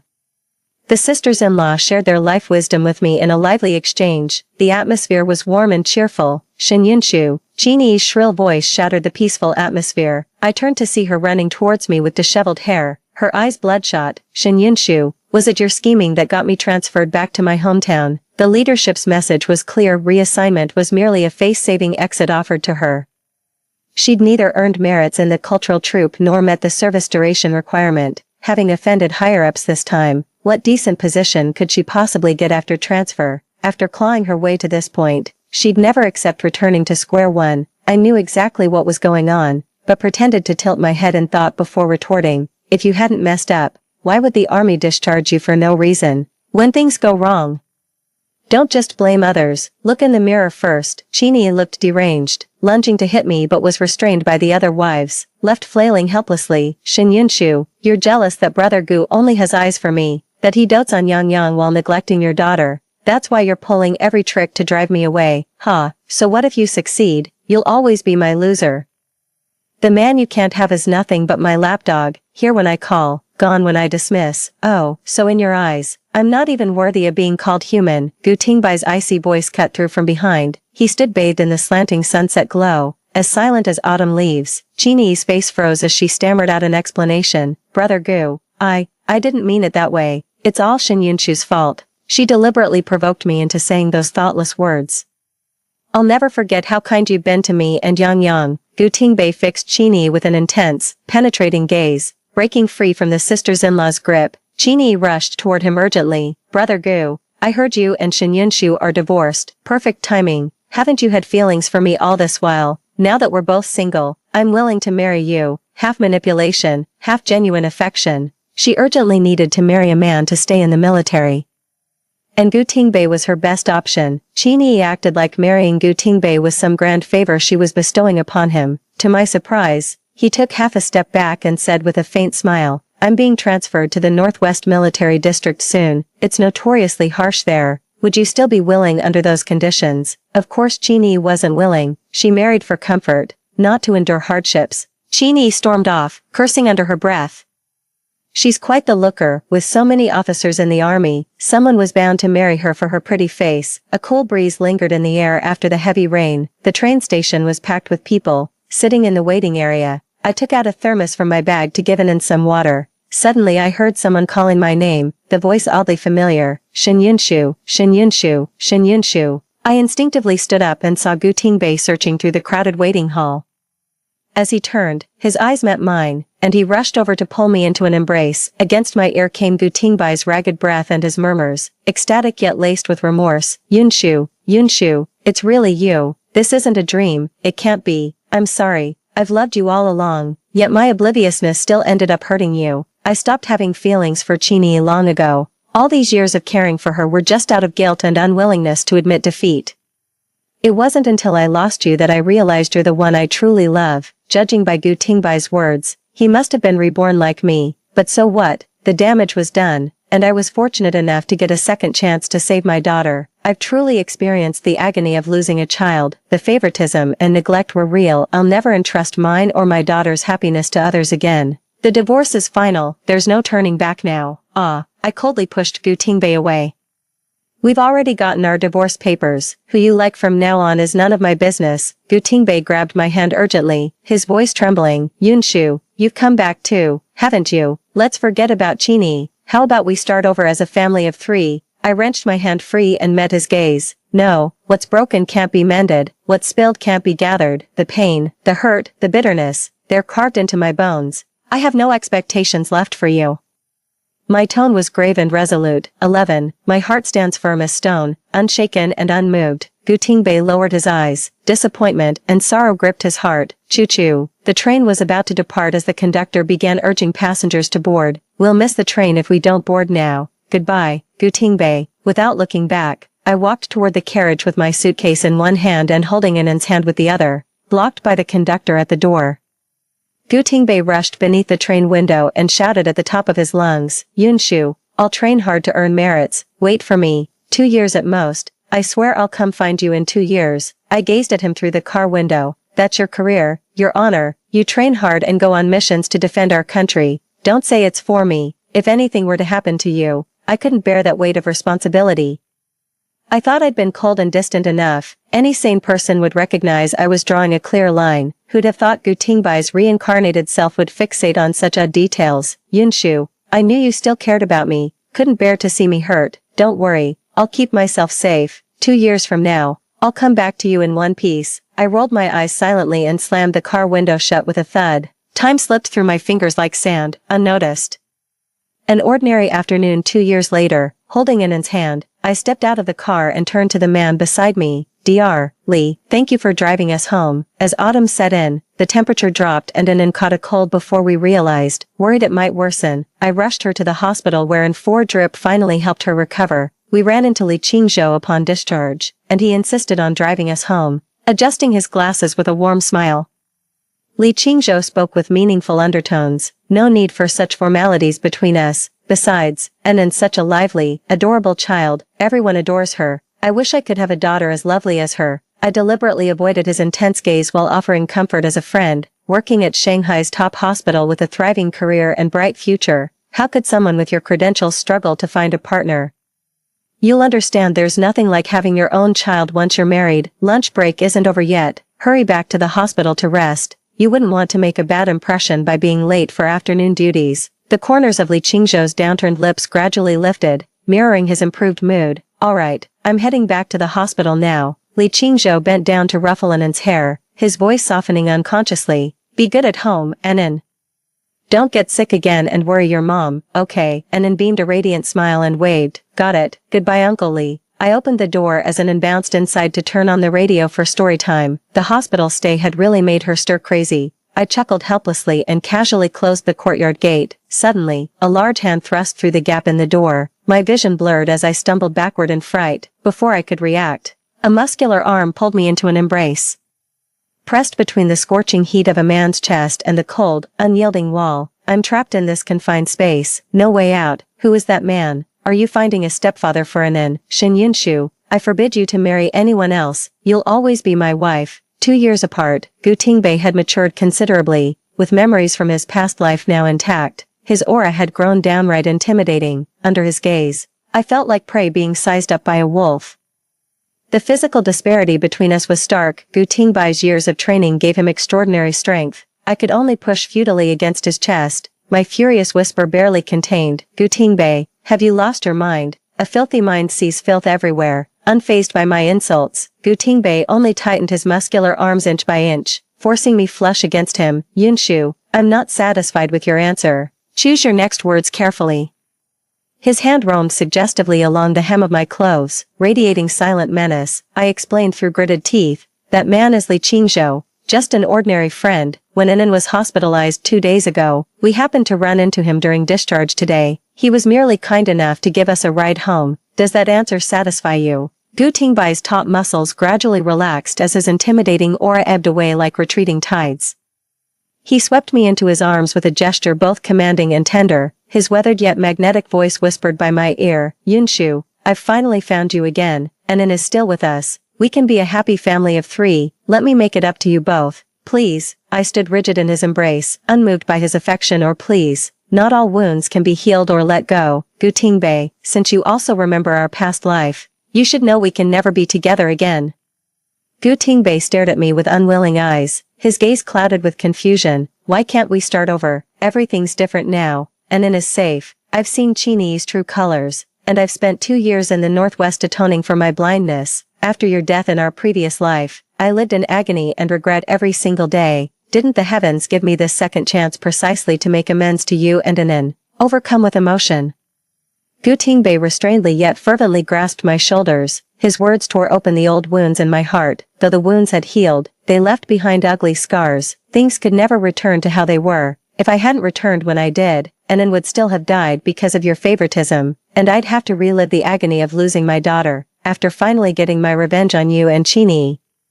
Managing to give Inan a stable life, what makes you think I'd ever willingly walk back into that nightmare with you? Gutingbe seized the crux of the matter, desperate to prove he'd turned over a new leaf. Qini's the reason we ended up like this. Rest assured, I won't let her off. In her past life, she got expelled from the song and dance troupe, sold off by her parents to be some tycoon's mistress, then had her face slashed by his wife. This time, I arranged her marriage to another officer. Now she's tormented daily by her mother-in-law and stepchildren, living hell. A scheming, vicious woman like Qini got exactly what she deserved. Yunshu, aren't you pleased? The man spoke in a deep voice, narrating Qini's current situation with such eloquence it sounded like storytelling. Qini's downfall was undeniably satisfying. I won't waste sympathy on her. Yet I couldn't help but feel sorrow at Gutingbai's heartless indifference.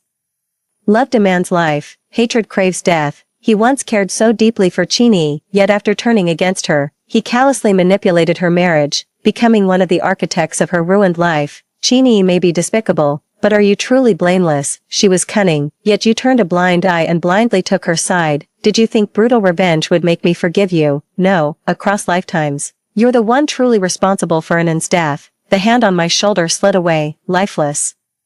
Gu Ting staggered back a few steps at Peking University, shaking his head in dazed realization. No, that's not how it was. Qini was the mastermind behind this. Yunshu, I've punished her already. Won't you forgive me? After living 2 lifetimes, this man's skill at shirking responsibility has only become more refined. He doesn't know who the real culprit is. What a laughable joke. Did Qini hold a knife to your throat to make you fawn over her?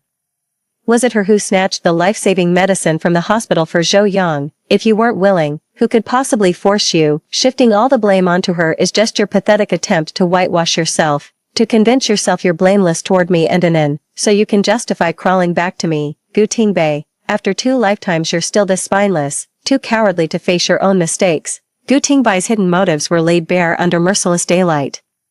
His lips parted to speak, but no defense remained. I took advantage of his dazed state and shooed him out of the courtyard. Shove, slam, lock, done in one fluid motion. Finally got rid of that troublesome guest. I patted my chest and let out a sigh of relief, but I spoke too soon. That day on my way home from school, I ran into Aunt Wu at the alley entrance. She pulled me aside conspiratorially and whispered, "There's been this tall, well-built man loitering outside your door these days. If he weren't so handsome and didn't look decent, I'd have reported him to the police already." I could only smile wryly. Good-looking people always get special treatment. Thanks for letting me know, Auntie. Don't worry, he's harmless. 12. Aunt Wu's nervousness melted into a smile as she walked away, her face clearly saying, "Say no more." I get it. I shook my head and led Inan home. Gu Tingbei leaned against the wall, Staring at the ground, lost in thought, hearing footsteps, he looked up. His gaze fell upon Anin, eyes brimming with unreadable emotions, guilt, joy, and heartache tangled into a single strained whisper. Anin, I'm your dad. Gu Tingbei crouched down with open arms, longing to embrace his daughter, but Anin just shrank timidly behind me, peeking at him with curious sideways glances. She clearly yearns for paternal love. I chuckled and pinched her chubby cheeks. As Anin grows older, she's no longer as fragile as in childhood and has filled out nicely. She's grown into a healthy, lovely little girl. Go on, Anin, that's your father, a real hero who protects our country. Now that he's back, you'll never have to envy other kids again, because my Anin finally has a daddy too. Gu Tingbai's eyes widened in surprise. I stayed silent, just giving Anin a gentle nudge toward him. I've always believed children shouldn't be dragged into grown-ups' problems, no matter how flawed Tingbei Gu is. I'd never speak ill of him in front of Anin. I truly hope Tingbei Gu can turn over a new leaf and treat Anin well. Perhaps this is the magic of blood ties. Tingbei Gu quickly warmed up to Anin. He cradled Anin on his lap, telling her tales of the untamed sandstorms and swirling snowstorms in the northwest. I remained unmoved. He shared amusing training anecdotes and vividly described his heroic moments during missions. The world through Gu Tingbai's words felt utterly magical to Anin. She listened with wide-eyed wonder, clapping her hands in delight. Of course I would. Using his brute strength, Gu Tingbei tossed Anin up and down playfully. I watched anxiously from the sidelines while Anin giggled without a care. Gu Tingbai's presence filled the quiet courtyard not just with laughter, but with newfound vitality. Thud thud, a crisp knock sounded at the door. Being the only idle person present, naturally it fell to me to answer. I brought some of Anin's favorite snacks.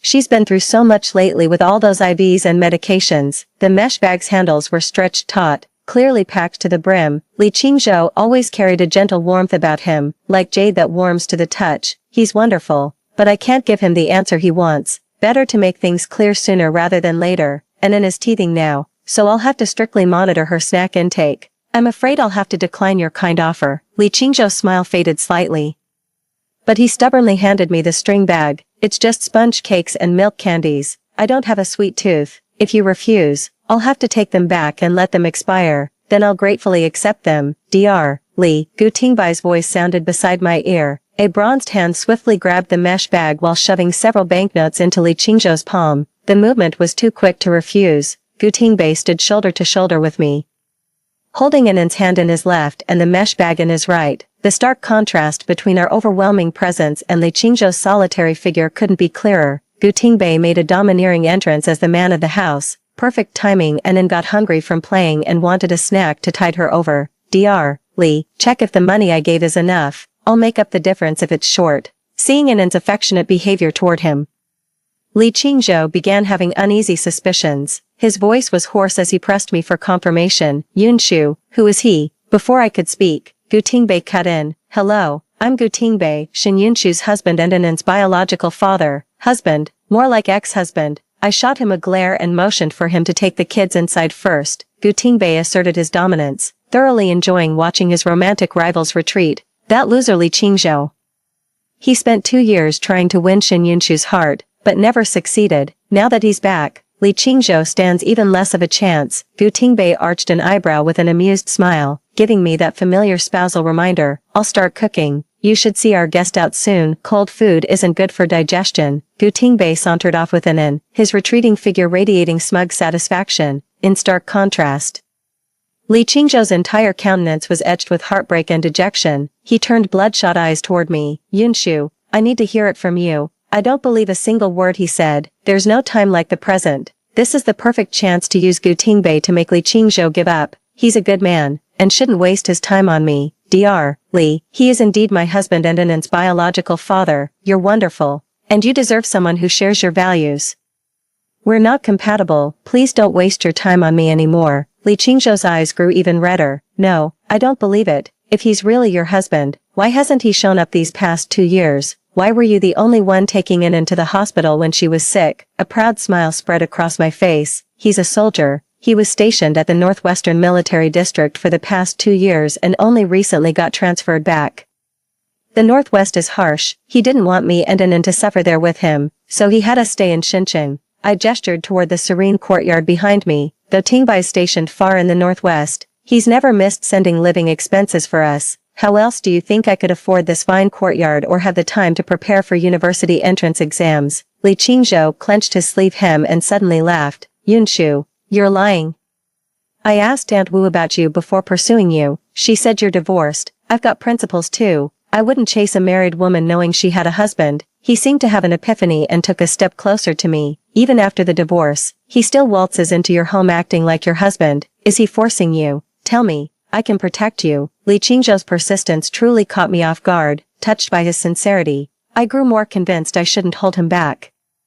I loved Gu Tingbei for 2 lifetimes, loved until I was battered and bruised, until my heart became a barren wasteland. I no longer have the strength to love anyone else. Gu Tingbei didn't force me. Even after our divorce, we still have an in between us. We can never make a clean break. For the first time, I called him by his name. Qingzhou, you're wonderful. It's me who falls short. All my love and hate were given to Gu Tingbei. There's nothing left for anyone else. Li Qingzhou flushed crimson with agitation. How can you be certain without trying? Yunshu, if you just, 13, I won't. I stepped back, putting distance between us as Qingzhou advanced. Marriage is just shackling 2 people together for no good reason. Everything's perfect when you're in love, but one glance becomes unbearable once it fades. I've made up my mind. I'll spend this life raising in and alone. I'm sorry, but I can't give you the answer you want. I lifted my gaze to the horizon. The sun dipped below the horizon as twilight enveloped the land. Dr. Li, you have your career and family. I'm just a fleeting shadow in your life. Night's falling. You should head back. Li Qingzhou walked away like a broken man. I closed the courtyard gate and turned away with a heavy heart, regretting turning him down. Gu Tingbei leaned against the doorframe, half his face obscured in the twilight. Too late for regrets now. Shen Yunshu, with an exceptional husband like me. I knew no ordinary man could ever catch your eye. I shot him a withering glare, still bragging at his age after 2 lifetimes. What shamelessness, ex-husband, leave right after dinner. You may have no shame, but I still care about my reputation. Gu Tingbei chuckled and went inside to call in for dinner. Turns out living 2 lifetimes doesn't just add years, it thickens your skin too. God knows how a regiment commander like Gu Tingbei finds so much free time to hover around me, and in an every day, he'd come to the university during weekdays to sit in on my classes. With his tall frame and striking looks, he stood out in any crowd. To top it off, the guy had serious social skills. Within a week, the entire literature department knew he was my comrade in arms. We'd spend weekends wandering the streets with an.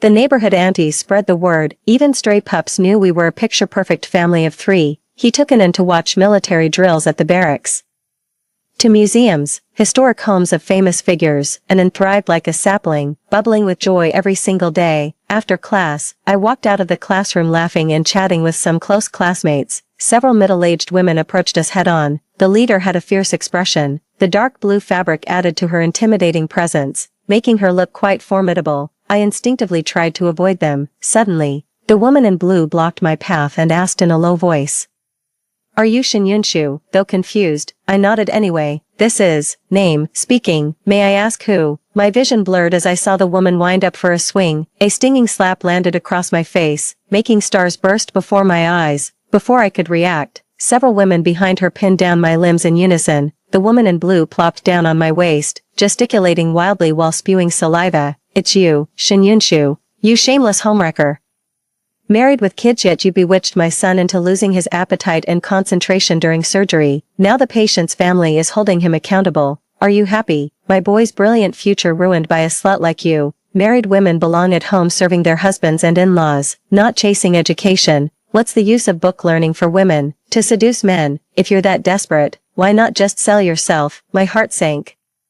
I pieced together her identity from fragments of conversation. Li Qingzhou's mother. A sudden chill ran through me. Talon-like fingers tore open my collar, revealing a white undershirt. Mad with excitement, Mother Li shrieked at the top of her lungs. "Come quick, everyone, look at this homewrecker, married but still out here seducing men.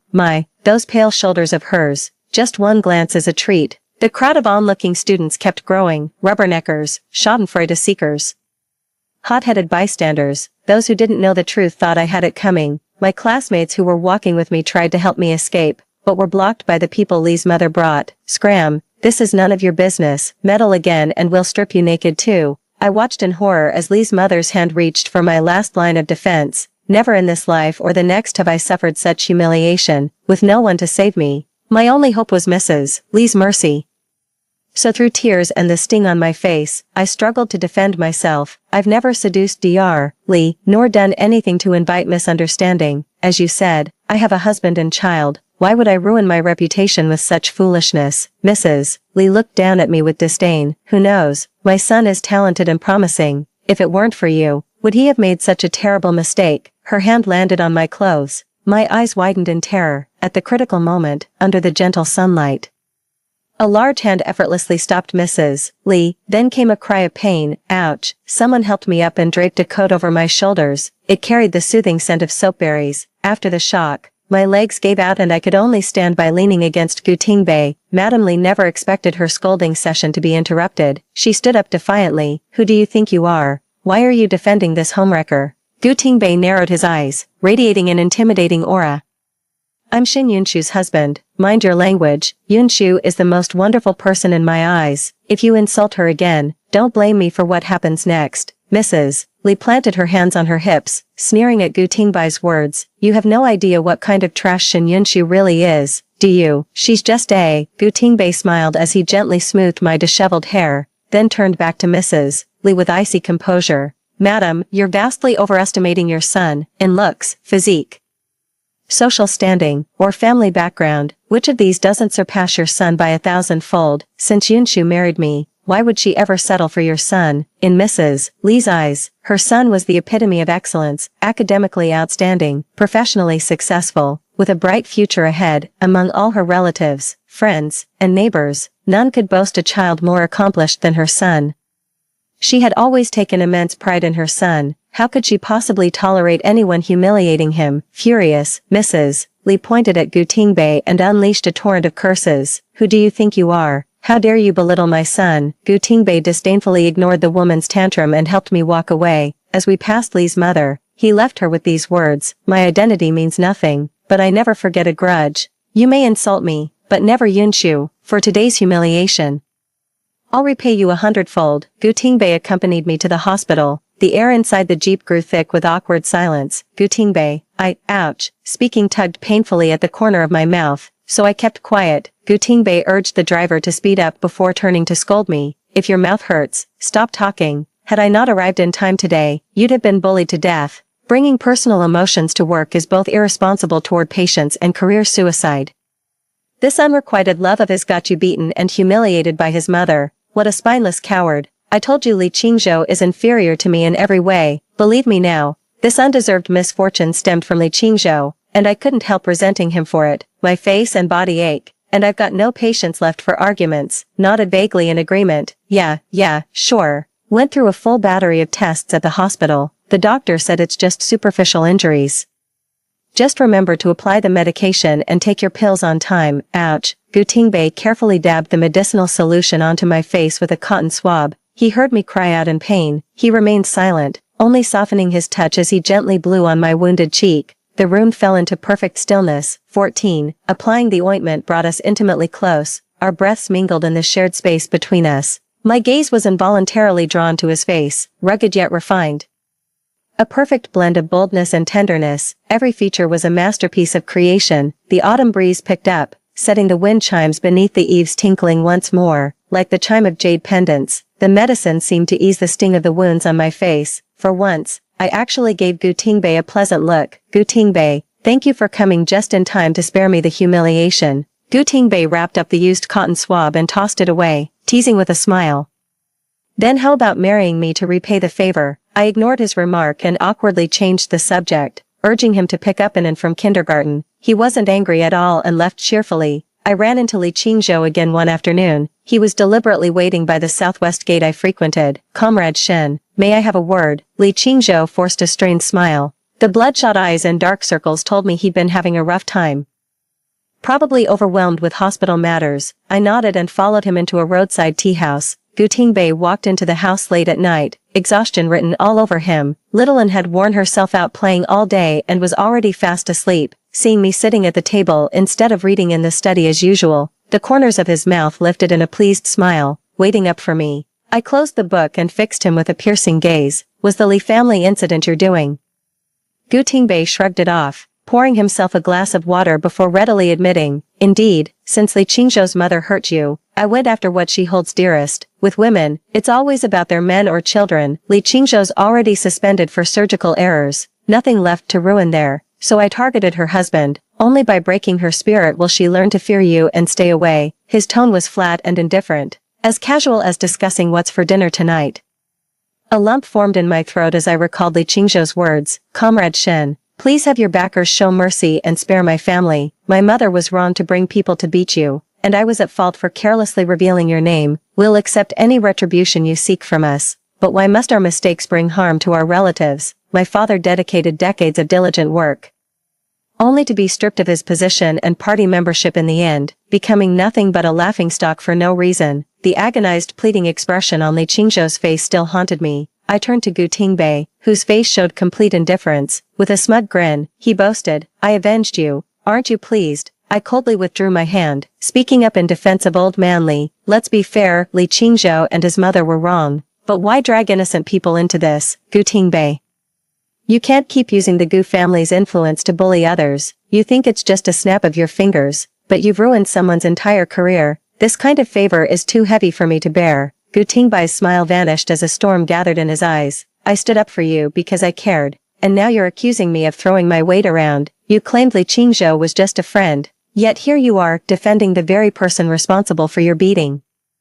A sudden wave of exhaustion and helplessness washed over me, gesturing toward the door. It's late, you should leave. Gu Tingbei gripped my hand tightly, his eyes clouded with unshakable melancholy. You think I'll just leave when you tell me to? Shen Yunshu, what do you take me for? Since returning from the northwest, I bend over backward to please you. When you're too busy teaching to pick up an inn, I go. When you don't have time to cook, I learned how. I've handled everything, laundry, meals, childcare, without ever troubling you. Suddenly, he let out a self-deprecating laugh. After all I've done, you still refuse to see me differently. Shen Yunshu, people change. You can't keep judging me by who I used to be. I never asked for any of this, I said coldly. You chose it yourself. Gu Tingbei trembled with rage, nodding furiously, the rims of his eyes burning crimson. Fine, I'm shameless. I forced this on you. At last, Shen Yunshu, you've spoken your mind. I know you despise me, for favoring Qini over you in our past life, for saving Zhou Yang first and letting Inen die, for driving you away to perish alone in that earthquake. If you hate me so much, come take your revenge yourself. A cold metallic object was suddenly thrust into my hand, my eyes focused. It was the fruit knife from the table. Gu Tingbei shrugged off his coat and guided my hand to press the blade against his own heart. Go on, stab here. One full force thrust would be fatal. Terrified, I struggled to pull my hand free. His grip tightened, dragging my hand toward him. Come on, Shen Yunshu, don't you hate me? Stab me, avenge yourself and Inen from your past life. Gu Tingbei, you're insane. The razor-sharp blade pierced through the fabric and sank into flesh. Crimson blood bloomed across the white shirt. A deafening buzz filled my ears. I stood frozen in place, my body refusing to move. No, Gu Tingbei can't die. Stumbling to the bedroom wardrobe, I fished out a fresh towel and handed it to Gu Tingbei. Leaning against the desk, Gu Tingbei looked terribly weak. He refused the towel and gave a bitter laugh. If you hate me, why stop the bleeding? Just let me bleed out. His cavalier attitude toward life and death made my heart pound with terror. I pressed the towel firmly against his wound. Yes, I hate you, but death isn't redemption, living to make amends is. You're forbidden to die until I forgive you, understand? Gu Tingbei wiped away my tears with his clean right hand, smiling faintly. All right, I won't die. We rushed to the hospital that very night. Thankfully the blade missed by a centimeter. Sparing his heart, Gu Tingbei remained unfazed, even managing to comfort me while the doctor bandaged him. The more I thought about it, the more something felt off. So I confronted Gu Tingbei. Were you putting on that victim act on purpose that day to make me feel sorry for you? Gu Tingbei raised his hands in a gesture of innocence. How would I know whether you wanted me dead? Why would I gamble with my life just to test your feelings? Fortune smiled upon him. His gamble paid off. With solemn gravity, he explained the Li family affair to me. Gu Tingbei sought to avenge me by ordering an investigation into the Li family's dealings. The probe revealed that Li's father had abused his position for bribery and meddled in personnel decisions, treating government agencies as their personal fiefdom. Every distant aunt, uncle, niece, and nephew is on the state payroll. Even barely literate distant relatives secured cushy government jobs. What an absolute farce. Justice has long arms. Old Li's misdeeds would come to light eventually. He merely poured fuel on the fire. My face turned grim as I finished reviewing the documents. Li Qingzhou actually lied to me. All this talk about his father's tragic fate, but not a word about the good deeds he's done. I'm sorry, I wronged you. I handed the documents to Gu Tingbei. He grinned. Cook me a nice dinner tonight, and I might just forgive you. I won't say a word. Gu Tingbei moved into my place indefinitely under the pretense of recovering from injuries. His belongings gradually multiplied around the house. He never mentioned leaving, and I never asked him to. The two of them seemed to share an unspoken understanding. Anan was undoubtedly the happiest of all. Sometimes Gu Tingbei and I would pick her up together at the kindergarten gate. She'd proudly show off to her classmates. Look, the most beautiful lady over there is my mom, and the tallest, most handsome man is my dad. Basking in the admiring gazes of her little friends, Anan held her head even higher with pride. A snowflake swirled through the air. Time quietly slipped into the 12th lunar month. Gu Tingbei asked if I'd like to return to Beijing together for the New Year celebrations. During the 2 years he was stationed in the Northwest, I took Anan to the Gu family for New Year celebrations every year. Anan is the only grandchild of the Gu elders. With their busy schedules, they only got to see their granddaughter during the holidays. But this year was different. Gu Tingbei had returned, but we are divorced after all.